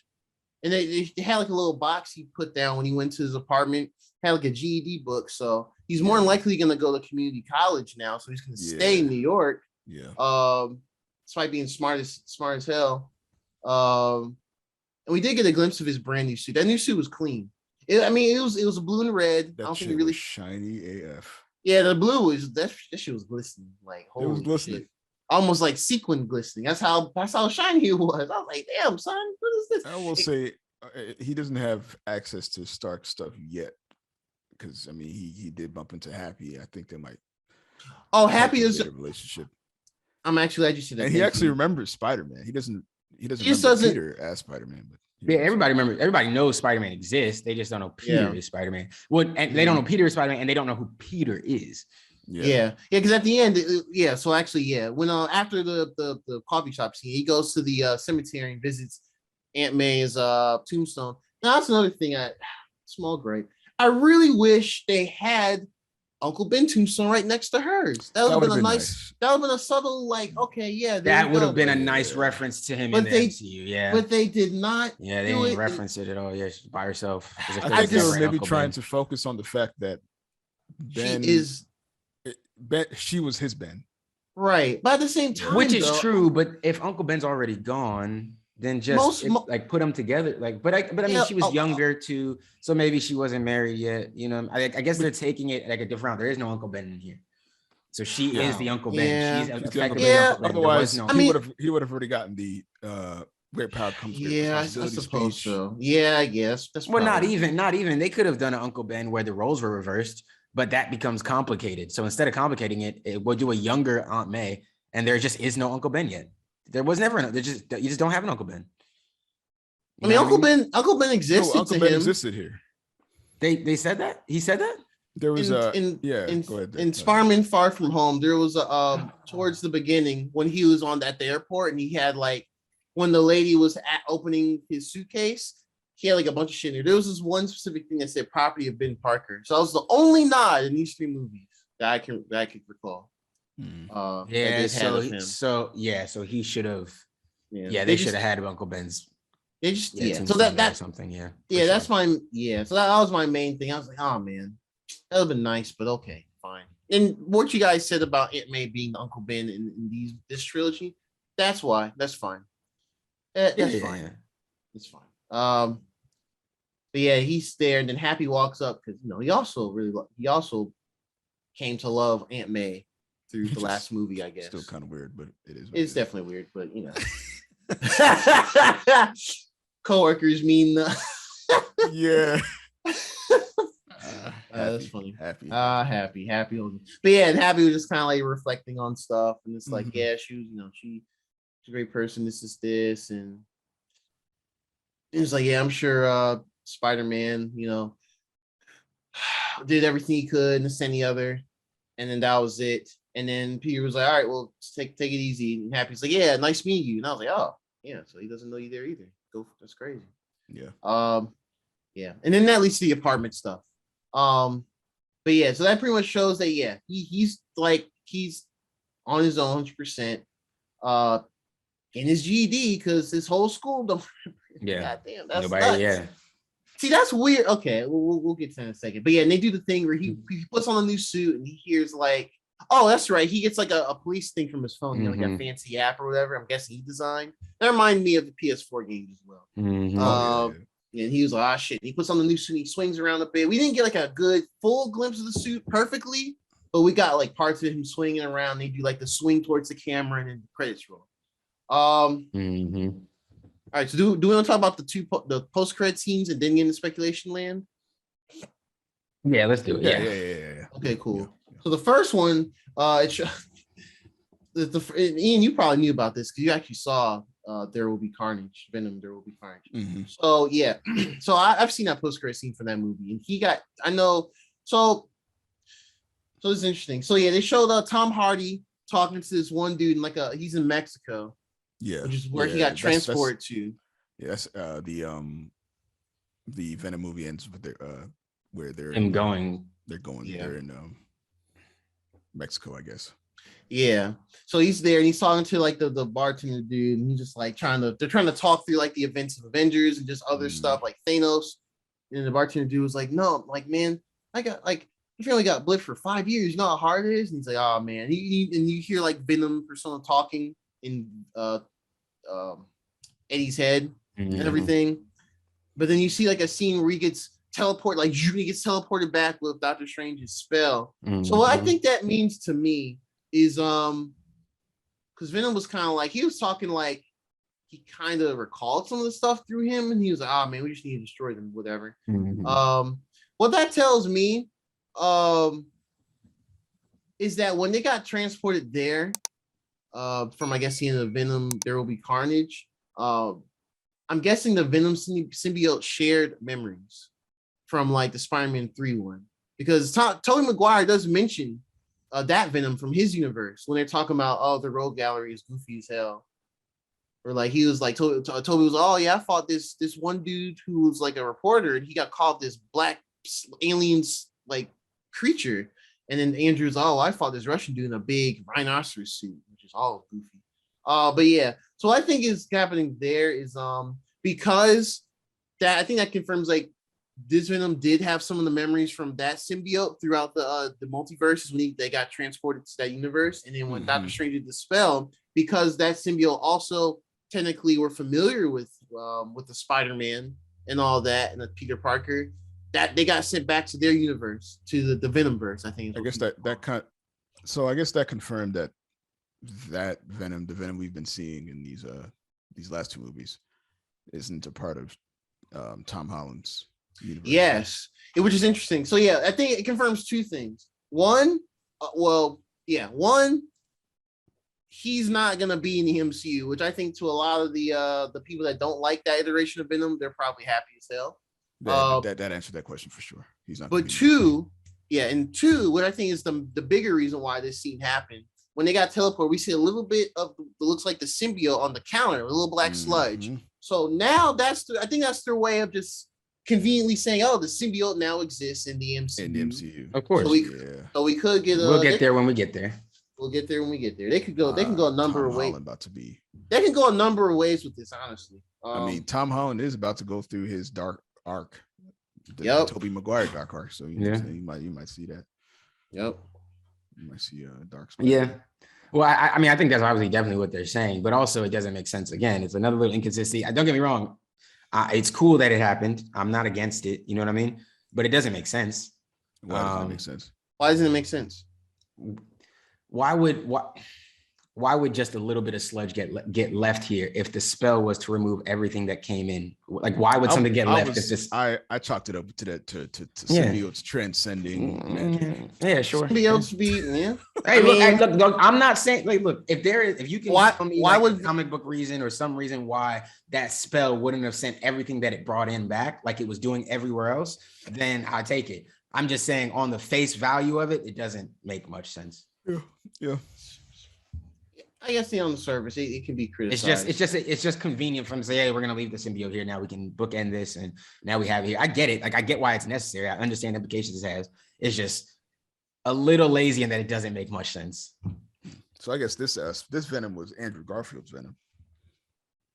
I'm thinking but I think if they want to bring Andrew Garfield into the zone, like the Venom stuff, I think, especially after this movie, if they really want to, they should do Andrew Garfield be that Spider-Man for that Venom universe. That would be dope. I think that will 100% be a great way to. That would be dope. Have art.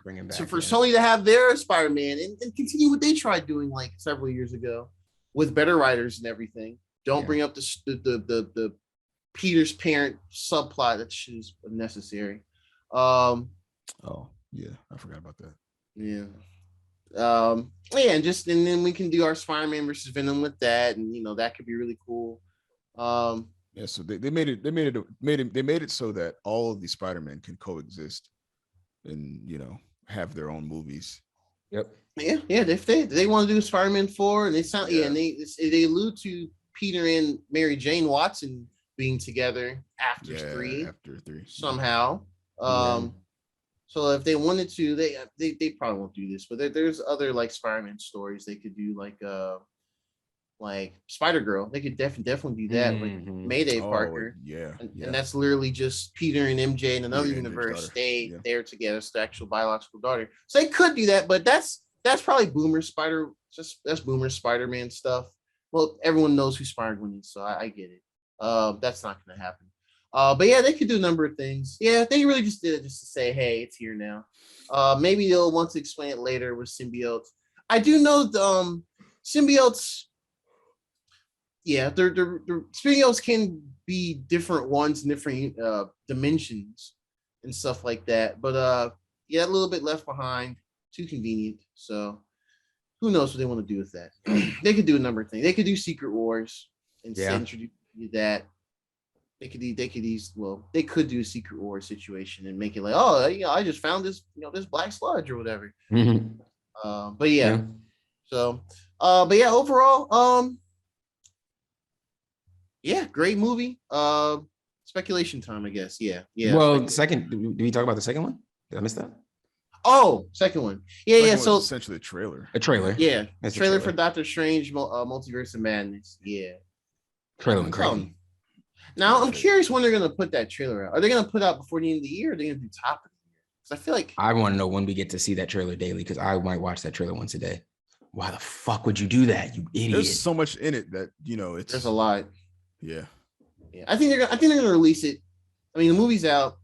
And it's been a full week. It's about to be a full weekend. Maybe they'll release it like next week. Next week, potentially. I would hope so. Yeah. Or like, I mean, because to me, it's not like it spoils anything in the movie, does it? No, it doesn't at all. It really feels like you put it there just to say, "Oh, this is the Doctor Strange 2 trailer." Yeah, but it's big hype. It is really hype. It kind of alludes to what happened in because it kind of what he did in Spider-Verse. I guess the ramifications of those things. Maybe because he did say, "Oh, I didn't mean for all of this to happen." Yeah. So I was thinking maybe that's what he meant. Yeah, so that trailer, which means that Spider-Man did his thing, or he sacrificed himself for nothing. Pretty much, which is pretty wild. Yeah. Here's the thing about the trailer. This is the question I wanted to ask earlier about speculation. This game is a joke. The thing with he literally put his arm on his head, but okay. The thing with the Doctor Strange trailer, does it not let us know that any and everything we saw in What If and might see in What If season 2 can at any time come to the MCU live action? Yes. It confirms that for us. Yes. I think the clouds, the silhouettes. No, don't get me wrong. I know we think we saw the Watcher and stuff like that, but that to me was like, okay, I'm just thinking to see Doctor Strange. What other implications from What If does that mean? That was gonna be my next question. Was that Dark Doctor? That was 100% Dark. Yes, Doctor it was. Strange. Doesn't mean it was our Doctor Strange, but there was because they said the same line from What If. Yeah, they were like if they're like the biggest threat to the multiverse is you, and he's like, what? Yes, because he's homies with the Watcher. He led that multiversal team in the season finale of What If, so he's very well aware of passing through different dimensions and he absorbed like every single. So we're saying that that guy actually went dark. Yes, that's that. I mean, he like committed to his darkness. Yeah, that one. He did. Or he did the same thing that Doctor Strange did. When looking, he could be from grief or whatever that he did, but he clearly. Oh, know what? He's trying to find his old girl. He could be. Yeah, because we saw a scene from that trailer where it looked like his girl, but like a marriage scene or wedding scene. Yes. Oh, which is wild. Yeah. So there's a lot of shit going on. We got to see how that goes, man, because that could be crazy, bro. That could really be crazy. Went to the universe where she's still alive and won't die. Absolutely crazy. Fuck, man. It's also damn it, Disney. He's like, oh, there is a way around this actually. Man, they on one. Now that I know about interdimensional travel and other. Yep. And also shout out to Mordo, who looked good. He got the cool bearded dreads and everything from the first Doctor Strange. Sure. And he's like, "Hey, bro, look, Strange, I can't let you keep going with this shit, bro." That's actually that. I feel like, man, that links up better than I would thought. If What If didn't happen, because his whole thing at the end of Doctor Strange 1. Right. I rewatched that movie like 4 months ago or something like that. He basically was just like, "Hey man, you dealt with you dabbled in like the dark magic stuff. Fuck that shit. I can't align with that." He dips. That was his whole thing, and then he kind of dips into it a little bit himself in the post-credit scene. But in this one, we also know we're gonna see the dark evil Doctor Strange or whatever. So you're gonna see both ends. Be like, "Nah, fam, I can't let that happen to you." Well, good luck. So I'm curious how they're gonna do this movie too. There's gonna be multiple things happening. A lot of things happening. We saw like a little. It looked like Shumagorath, but I'm not sure that monster with the tentacles throwing the vehicle or whatever. That looked wild too. Yeah. Wait. Hold on, man. Mm-hmm. So the episode where the Sorcerer Supreme splits Doctor Strange in two, and there exists a good one and a bad one. Mm-hmm. Mm-hmm. At the end of that, the good one lost, right? Yes, and he forced that universe to like crumble upon itself. So we had to use his magic to create the small bubble. Mm-hmm. But then he trapped them together. Yeah, and that's when he was like, "Watcher, I'm sorry. Is there anything I can do?" And he was like, "Hey man, my name the Watcher for a reason." But then he reneges on that later and lets him out to save the multiverse. But so he's still dark. Yes. I mean, but see, dark is subjective because it's why he's dark. It's not necessarily evil for evil's sake. Yeah. He's looking for his a way to get his girl back. He's looking to get his girl. And dark, he's dark from grief, not dark just because he wants to see the world burn or universes burn. He's not like dark from grief. And I say dark as well, just because he delved in all the dark magic. Like it's really just I get from that the two. Yeah. Wow. Yeah. Man, this is about to be a fantastic movie. I always was really hype about the idea of it. But after seeing What If and Loki and now Spiderman No Way, it's a lot, man. Yeah. I think that is the next movie. I just don't remember. I don't think there's another one before Multiverse of Madness now. I think that's why we got it right there. Yeah, I think so too. That's the next one. Yeah, next year, man. Well, man, it's getting nutty.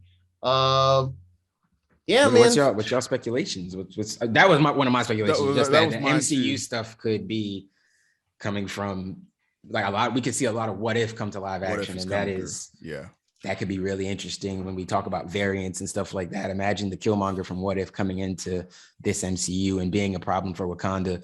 You know what I mean? Like, oh y'all Black Panther killed Killmonger. Oh, hold on, like you know what I mean? Like, well, I always had a hunch. Even when we were watching What If earlier this year in the summer, I always had a hunch after we were going through some of them episodes. I was like, yo, this shit could become like part of because what we've seen is the sacred timeline. What Loki did was that it unraveled and it came back together, but it was like just things were just straight up out of whack. Yeah. It's just different. Memories were changed or altered, whatever. So I always figured, or I had a hunch that this stuff, while happening in these stories are what would be their individual universes. And at the very end, they brought them all together for this one specific Ultron vision thing. And I was like, okay, well, they're doing this. I mean, what stops them from wanting to introduce, Captain Carter randomly in the live action? Yeah, she's an original ass character, so they could do whatever the hell they want with her. Yeah, really do. They literally opened it up so that they have liberty to do whatever they want right now. It's a sandbox for them. This is just it is a sandbox at this point. It's just every movie, every show, it keeps introducing more stuff. And it's like, dear God, we'll talk about Hawkeye next week, next episode, or whatever. But I know you itching. I know. No, it's not even because of that. It's just because if they end with some things I'm thinking or speculating for that, then that can give an idea of at least one story arc in the MCU for the next few years, at least. Because it's getting hard to figure out what's happening with what now. It's getting kind of hard to figure out. But yeah, speculation. So speculation. So Spider-Man. This was a very, very clever ending for multiple reasons. because it's a clean slate. It satisfies a lot of things, other fans or have criticized the Homecoming series, whatever you want to call it, the trilogy for that iteration of Spider-Man. He's a clean slate. He's got nothing, no Stark anything. He's alone. He's broke. He's mentioned in the movie a couple of times. He's broke. It's kind of funny. Yeah. So he's starting from broke ground. So bad, but okay. It's accurate to the comic. Head ass. He got lucky. He got in this universe. He got to meet up with Tony Stark. That's what I tell everyone. Was just a reference to that. Like, yo, in this universe, it happened this way. Stop bitching about it not being whatever you read in '97. That's always been my take. That between that and like the movies. I mean, just there's a lot of people like I mentioned, but yeah. So it's clean too because if for whatever crazy ass reason Marvel and Sony don't want to do another deal, because technically with this current deal that they have with Tom, the contract, he has one more appearance in some movie, which will probably be Doctor Strange. You just haven't confirmed it. I would not be surprised if it's in that movie until they have to come back to the drawing board and determine another plan. So I know there are rumors, and I think I posted in one of our chats about there being a new trilogy. So that was false. Really? Nothing is confirmed yet. Nothing is confirmed. The only thing that's confirmed is that they're supposedly working on a fourth movie right now, and that's it. It's all that's the current word. Right. They're kind of working on another movie, but that's it. Tom is still saying, "Oh, I'm not sure if I want to." You're just saying kind of his big bluff, like, "Oh, I don't know, if I want to come back and be Spider-Man some more." This is but you got they're gonna throw him. We got to talk about Tom Holland and how they do. I mean, this is just talking about like creators in general and shit, but Tom Holland, Sony got that man in a 360 deal, bro. He's rinsed. They rinsing that man. Between Spider-Man, the MCU stuff, Uncharted, that's a series. That's not just one movie. They want to do more of those. Uncharted, and then you got he's playing some old white actor. I don't know. Maybe white people know him. He's in another biopic for that. That's a Sony film. Sony throwing this man into everything. I understand. Like, bro, he's looking in his head like, yo, I date Zendaya. Spider-Man, fam. I'm good. Like, I'm gonna eat off. I'm winning regardless. He just did Spider-Man. He just did his own Spider-Man 3 with the original Spider-Man. Mm-hmm. He's going to eat off that movie forever. I'm assuming he's making royalties or something like that off of this movie. I would assume in this day and age. Oh, he is going to eat forever off these movies. He don't need to do another movie. Boy, if I was him, I'd go marry Zendaya, move to an island, and y'all might never hear from me again. Just make sure my check keep direct depositing. I never fuck y'all. I did 3 Spider-Mans, and I did it with the 2 OG Spider-Man. Man, I'm over, y'all. Y'all can have this. I would not be surprised if he says, "Screw this. I'm out of here," but we have to see what happens. And I think he'll be interested to see. We know we'll get at least one more Tom Holland Spider-Man movie. Like, we know that. I'm expecting that. I don't know about a full trilogy. Yeah, that's the only thing I'm not sure of. I would love a full trilogy. My idea of a full of another trilogy, it'll be him in college. Yeah, college trilogy. No more MJ, please. I think it's Zendaya and she did say that she don't know if she's gonna be back as MJ. Yeah, I think they've developed a potential great story. There's still Gwen with them. So. I mean, they could have him just be in the background. Gwen could show up at the man. I don't even want Gwen. I want Felicia Hardy. I want a version of Felicia Hardy. Honest to God, I don't know. I don't know if Black Cat. I've been wanting a Black Cat story for so long in live action. It just hasn't happened. Fair. Like, I think it'll be good now. The perfect way to do it. Yeah. Yes, and it can be like he's in college. It doesn't even have to be like a straight up thing. It could be like more her deceiving him because she's still a thief and everything. Mm-hmm. We know how it is. Catwoman, Black Cat, they're two halves of the same type of character coin, basically, for each side. So yeah, they're gonna be on and off, do some conniving shit. She's gonna be in this moral gray area. And it's perfect too because he's going through his dark arc. He might be going. So he'll understand her story of why she's doing the things she's doing. Yes, I get it. Great. Be great. And if they want to go kooky with it, they could do like this one. There was like this one comic iteration where she actually had a legit luck factor. Oh, really? She had like a luck factor. Well, she had because her Black walk trail the Black Cat, bad luck to send the other suspicious shit. But I mean, she's just a jewel thief that's really good at getting away and all that stuff. That's really her character. She has some gadgets where she can swing around and all that. But I think it just depends on what they want to do. But that's what I want personally. That would fit perfectly into this next story. Yes, it would. I mean, they could do another Gwen, but we've had Gwen in the other two series. Yeah, we don't want to see her die again. It's just too much. So, but they don't have to kill her this time. That's true. I mean, he can just be with Gwen, and then maybe something else happens in the future, or Doctor Strange's spell gets messed up somehow. Everybody starts to remember who he is, and then MJ comes back, and he's like, and then MJ's mad at him because he's like, you were supposed to come get me, and you didn't, and because you thought it was better for me, and now you're dating this other girl. Like, it could be a whole thing. That'd be messy. So could be a whole thing for him. You know what I'm saying? Throw Tom in a love triangle. A love triangle, man. I just saw some on Twitter. I'll talk about it later. But yeah, that's kind of my one, I guess. But I mean, yeah, they could do whatever. They can introduce Harry Osborn finally in college or something. I don't know if they want to do the MCU version of the Osborn family like that. There's a lot they could do. There's a lot. They bring in the Osborn family, I'm gonna lose my mind. It's gonna be interesting because it could. That'd be cool. And they keep they could do a lot.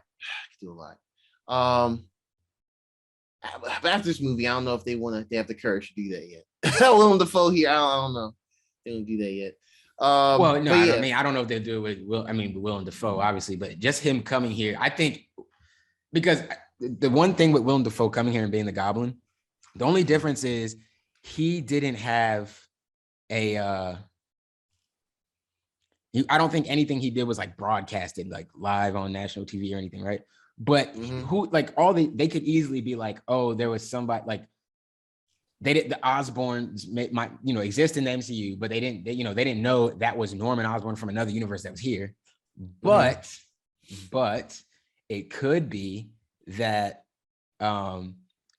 there's like a young Osborn, right? Like maybe his family just hasn't risen to prominence yet in this universe. So it's a young Osborn who took inspiration from that, or finds the Smash mask or something like that.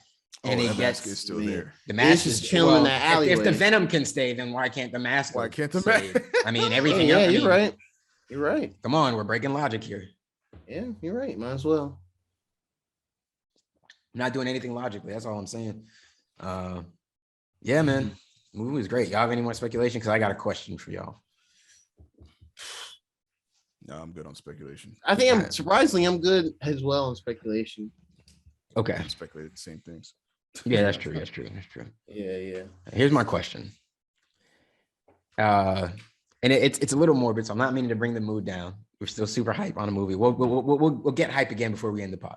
But is there a part of you that feels like a lot of this stuff is happening here to kind of satisfy, I don't want to say just us, but our generation specifically? Like we said earlier, Tobey Maguire was our first live action Spider-Man, so getting to see him, come back and reprise that role and be that mentor and all that was great. Mm-hmm. Is there a part of us that needs these moments as we transition into the later phases of Marvel? Because when I look at it, Marvel has set itself up that the MCU does not have to, and unless something drastic happens, will not end for a long time. There's a very good chance that none of us see the end of the MCU, like wherever they bookend it, if it ever gets bookended. We could not see it. So I wonder how important these moments of getting to see stuff like Tobey Maguire and Andrew Garfield come in, any sort of tributes they can pay to Chadwick Boseman, Black Panther, any of that type of stuff. I just wonder how many of those moments they're going to give us, because I think at Marvel, and I don't know if they look at it this way, but I think at Marvel, they're looking like, the people that grew up with this, they're growing older and older and older. Some of us are losing interest, but those of us that are into this stuff, we're still tied in. But eventually, we will be, not say aged out, because I'll go see these movies at 60. I don't give a fuck, right?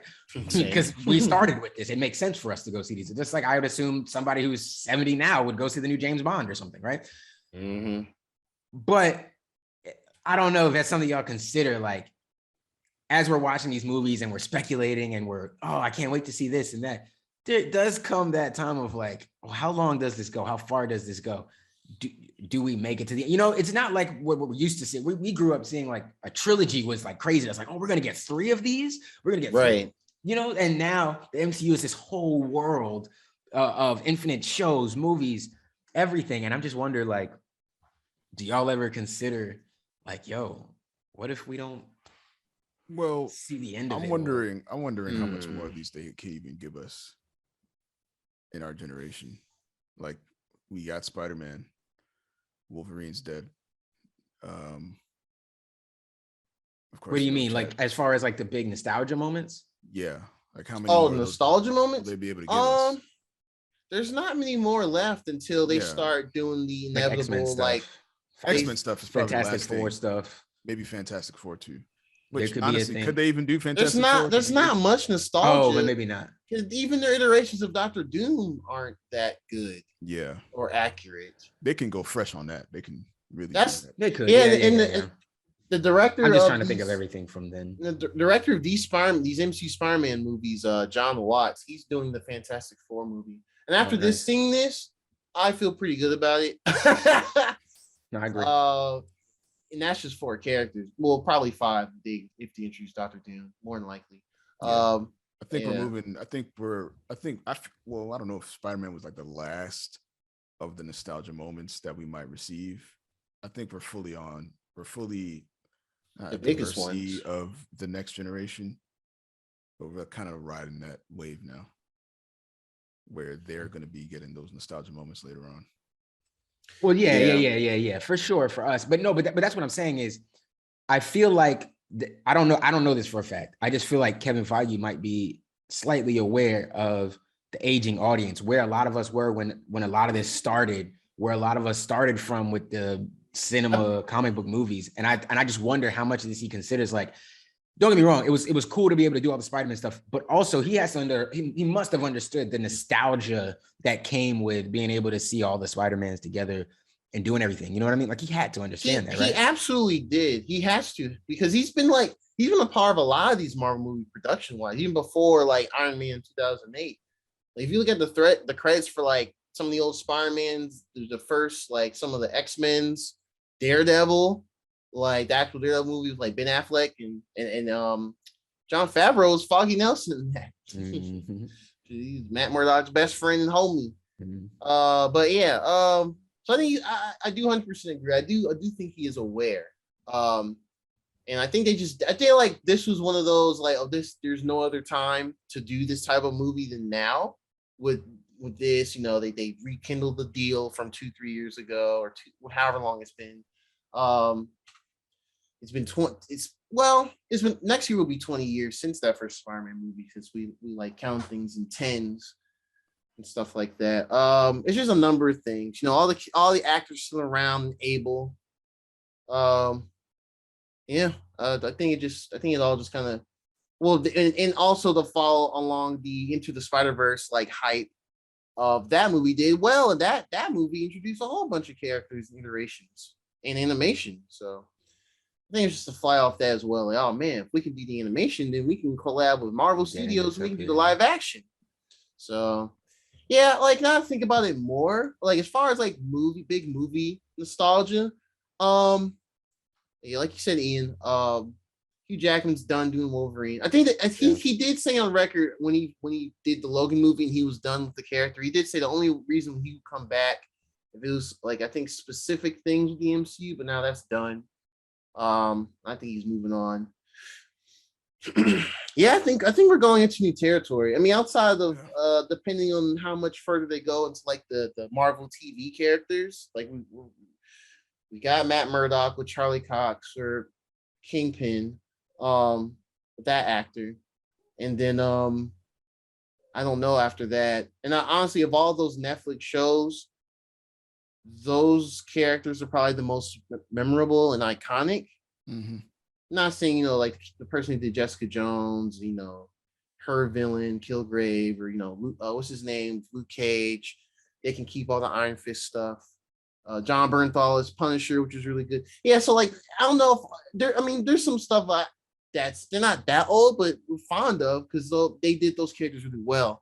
So that could be a little thing they could do, but it's not the same like hype. right? It's not the same hype as like Spider-Man.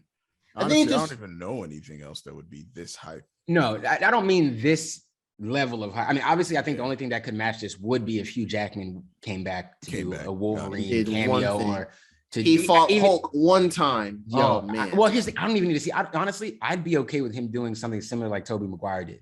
You don't have to do too much actiony stuff. Come back, be a mentor role to maybe the younger Wolverine that's in MCU or something like that, or anything. And maybe he doesn't even know you're Logan until later, or something. You know what I mean? Like it could be anything that they do where he just comes in and I just want to see him on the screen one more time. I just want to see him be able to connect to the MCU.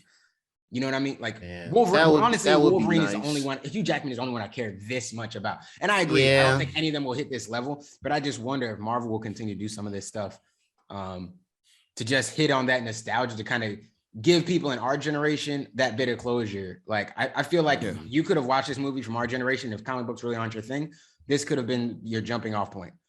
If you say like you after Endgame, you were just like, maybe I'll keep watching a couple, but maybe the series and everything wasn't really like they didn't really capture you. WandaVision, you weren't really sure what's going on. Hawkeye is kind of whatever to you. And Loki's like, that was kind of cool, but whatever. Spider-Man, you're like, oh, okay, this was it. I'm good here. Like I'm happy. Like this was a nice roundup. He's off to do something new. I don't need to care about what he's doing new. You know what I mean? I could just see them taking this to be the.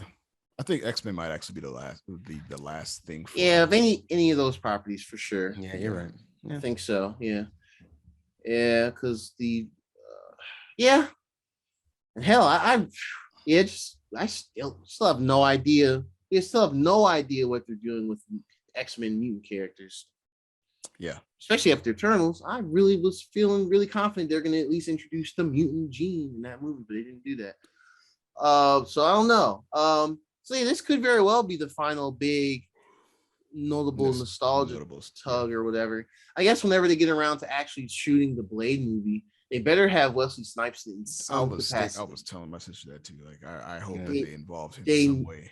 They need to have him in at least one scene. He don't have to be like a prominent character. That's another good one. He needs his flowers. If it wasn't for him in that Blade movie, we wouldn't. None of this shit exists. Not be here. None of this. Will not be here. MCU character, man. Just get that black man his character. This is his credit. He needs his first black Marvel character on the screen. He saved all you niggas, man. You're the reason y'all got jobs. Chris Hemsworth. What's Captain America name? That nigga, the other Chris Evans, the other Chris. All the niggas, all you niggas got jobs because of Wesley Snipes. I mean, just Wesley Snipes got a lot of white people some work. I'm just saying. Yeah, getting some work now too. I appreciate it. No, Wesley Snipes is getting some work now too. And he is getting work now. It is dope to see him back on the screen for sure. Yeah, great. For sure, man. Cool, man. That was dope. We even got Ian we went home Ian past our time, but Spider-Man hype. Crystal got to give us a pass today. Just a small pass. Yeah, she gets it. Till it okay, good. I'm sorry. It's all right. Hey, look, next week we will jump back into the Hawkeye, like Gerard was saying. Hey, look, next week I'm coming in here to gush about that Fantastic Beasts trailer. I'm coming in here to gush about that. Oh yeah, I'm coming here to gush about that. Is there actually? I saw it, and I saw it, and it didn't do much for me. But that's maybe because I didn't see the second movie, and I'm kind of disillusioned from the quadrilogy. Yeah. Go ahead. No, I mean, I don't know. I'm kind of disillusioned from the whole thing because the second one just seemed. The second one was terrible. It was bad. It's yeah, so like, what's bringing you back up with this one? It looks like they stopped doing whatever plot bullshit they was doing in the last one and were just focusing on like Dumbledore, Grindelwald. So maybe I need to watch that one to understand your hype. Not really. They did a lot of random bullshit in it, but I guess you can't watch it. But this third one, yeah. Listen, I'm not gonna lie. Look, guys, in the trailer they said, they didn't say a black family. They just said a family of an old name, and when they did that, they showed two black characters, a man and a woman. If they are either Zabini or Shacklebolt, I'm losing my mind. That's all I'm saying. Oh, that'd be pretty dope, actually. If there's Zabini or Shacklebolt, I'm losing my mind. I think it was probably Sabini. It seemed like losing it in the theaters. It was yeah. Well, Shacklebolt is our current Minister of Magic, so he is. He's a Minister of Magic now. He was. Well, no, he was. Oh, and I'm sorry, not in the movies. I mean, in the state of the books. When it ended. Yeah, it ended with him being this. Okay, I didn't know that. Okay. Yeah, he pretty much like by default, and then he just kept going after Dumbledore died and all. I don't know how long he stays there, or whatever, but he was the Minister of Magic for a while. So Shacklebolt, as far as I know, is a pureblood wizard. So him coming from an old wizarding family makes sense, and it's establishing that there are old wizarding families of different ethnicities. Yeah, that's what's cool. Well, that is good that they're doing that. They not all, because you saw the Death Eaters and they was looking like the Klan. You know what I'm saying? There weren't no niggas in there being like, nah, Voldemort makes sense. Pure blood. I kind of assumed with Zabini being introduced that was implied. But Zabini's just in. But they didn't see. The thing is, they didn't expound on Zabini. They never expounded on him. They just made Zabini black in the movies. Yeah, and let you know like, no, he was black in the book too. I don't remember. I'll be honest. It is black in the book on the train. It's been a while. So maybe I'm missing. Maybe I'm forgetting a specific detail. But I remember they alluded to his mother being black, and they never specifically said Zabini what he was. But in the movie, they made him a straight up black dude. Oh yeah, we never got to see his mother. They just explained that his mom had many lovers and everything like that. Yeah. Which making him black now, that does make me feel a little bit of a way. But as long as they make him badass and make his mom badass, because his mom. I mean, don't get me wrong though. You know what though? The way they talk about his mom might actually fit the narrative of today. Now that I think about it, because his mom is she go around, she marry rich wizards or rich people in general and kill them for their money, basically. Kill them for their money. Yeah. And Zabini ended up being her kid. It's just she had, Blaise is her child, but she comes from to our knowledge, she's pure blood and comes from an older wizard family. And he is in Slytherin. That doesn't mean he's evil, and it doesn't mean. And we never saw Zabini be a Death Eater family. We never saw her do anything with that. So I guess I just assumed that anybody who's sorted in Slytherin ends up they're all pure blood. No. That's not true. That's not true. That's not true because Harry's he's not pure blood either. And Harry got sorted into Slytherin, and so did Voldemort. Voldemort's not pure blood. He's attached to Voldemort. Oh, Voldemort's not true. Pure blood. Yeah, it's true. And Voldemort's not pure blood either. So, which if white people can see that and don't understand, a non-pure blood person is trying to force everybody to be pure blood, even though he himself is not pure blood. If y'all can't take that and look at the world and make whatever correlations y'all need to make to like the millions of things it correlates to. Classic Hitler thing, right?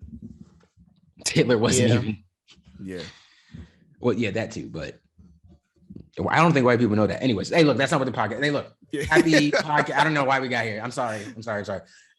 Happy Spider-Man hype. It was really fucking great. Oh, ratings. We didn't do ratings, guys. End on ratings. There we go. That's how we get back. Oh, 9.5. 9.5 a draw.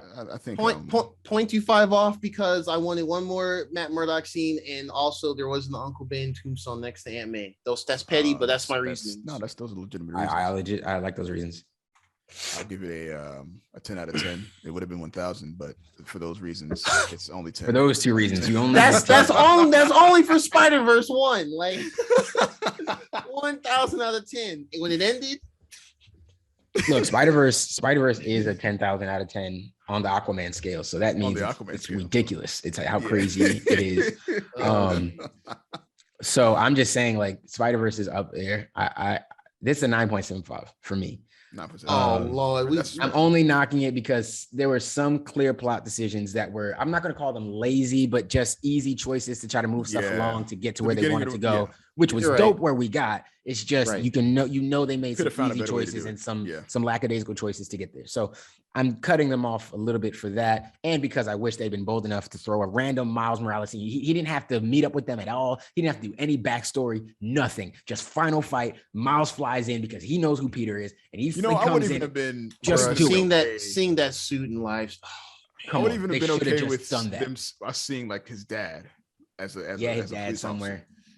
Yeah. Well, we know that Uncle Aaron exists because Donald Glover. They haven't retconned any of that. They put Uncle Aaron in there for sure. So and he was dealing until someone can prove otherwise. I think that was a conscious tease. Mm-hmm. Oh, facts. Yeah. Unless someone can say, well, actually, Sony said no. Unless someone, no, I don't believe it. Down for Spider-Man. That would be very interesting. Man, that was. I'm curious to see if that's the only reason why he did that little bit in the first Homecoming, because the whole Down for Spider-Man thing was like a nice homage. Man, that's so crazy. That was Down for Spider-Man.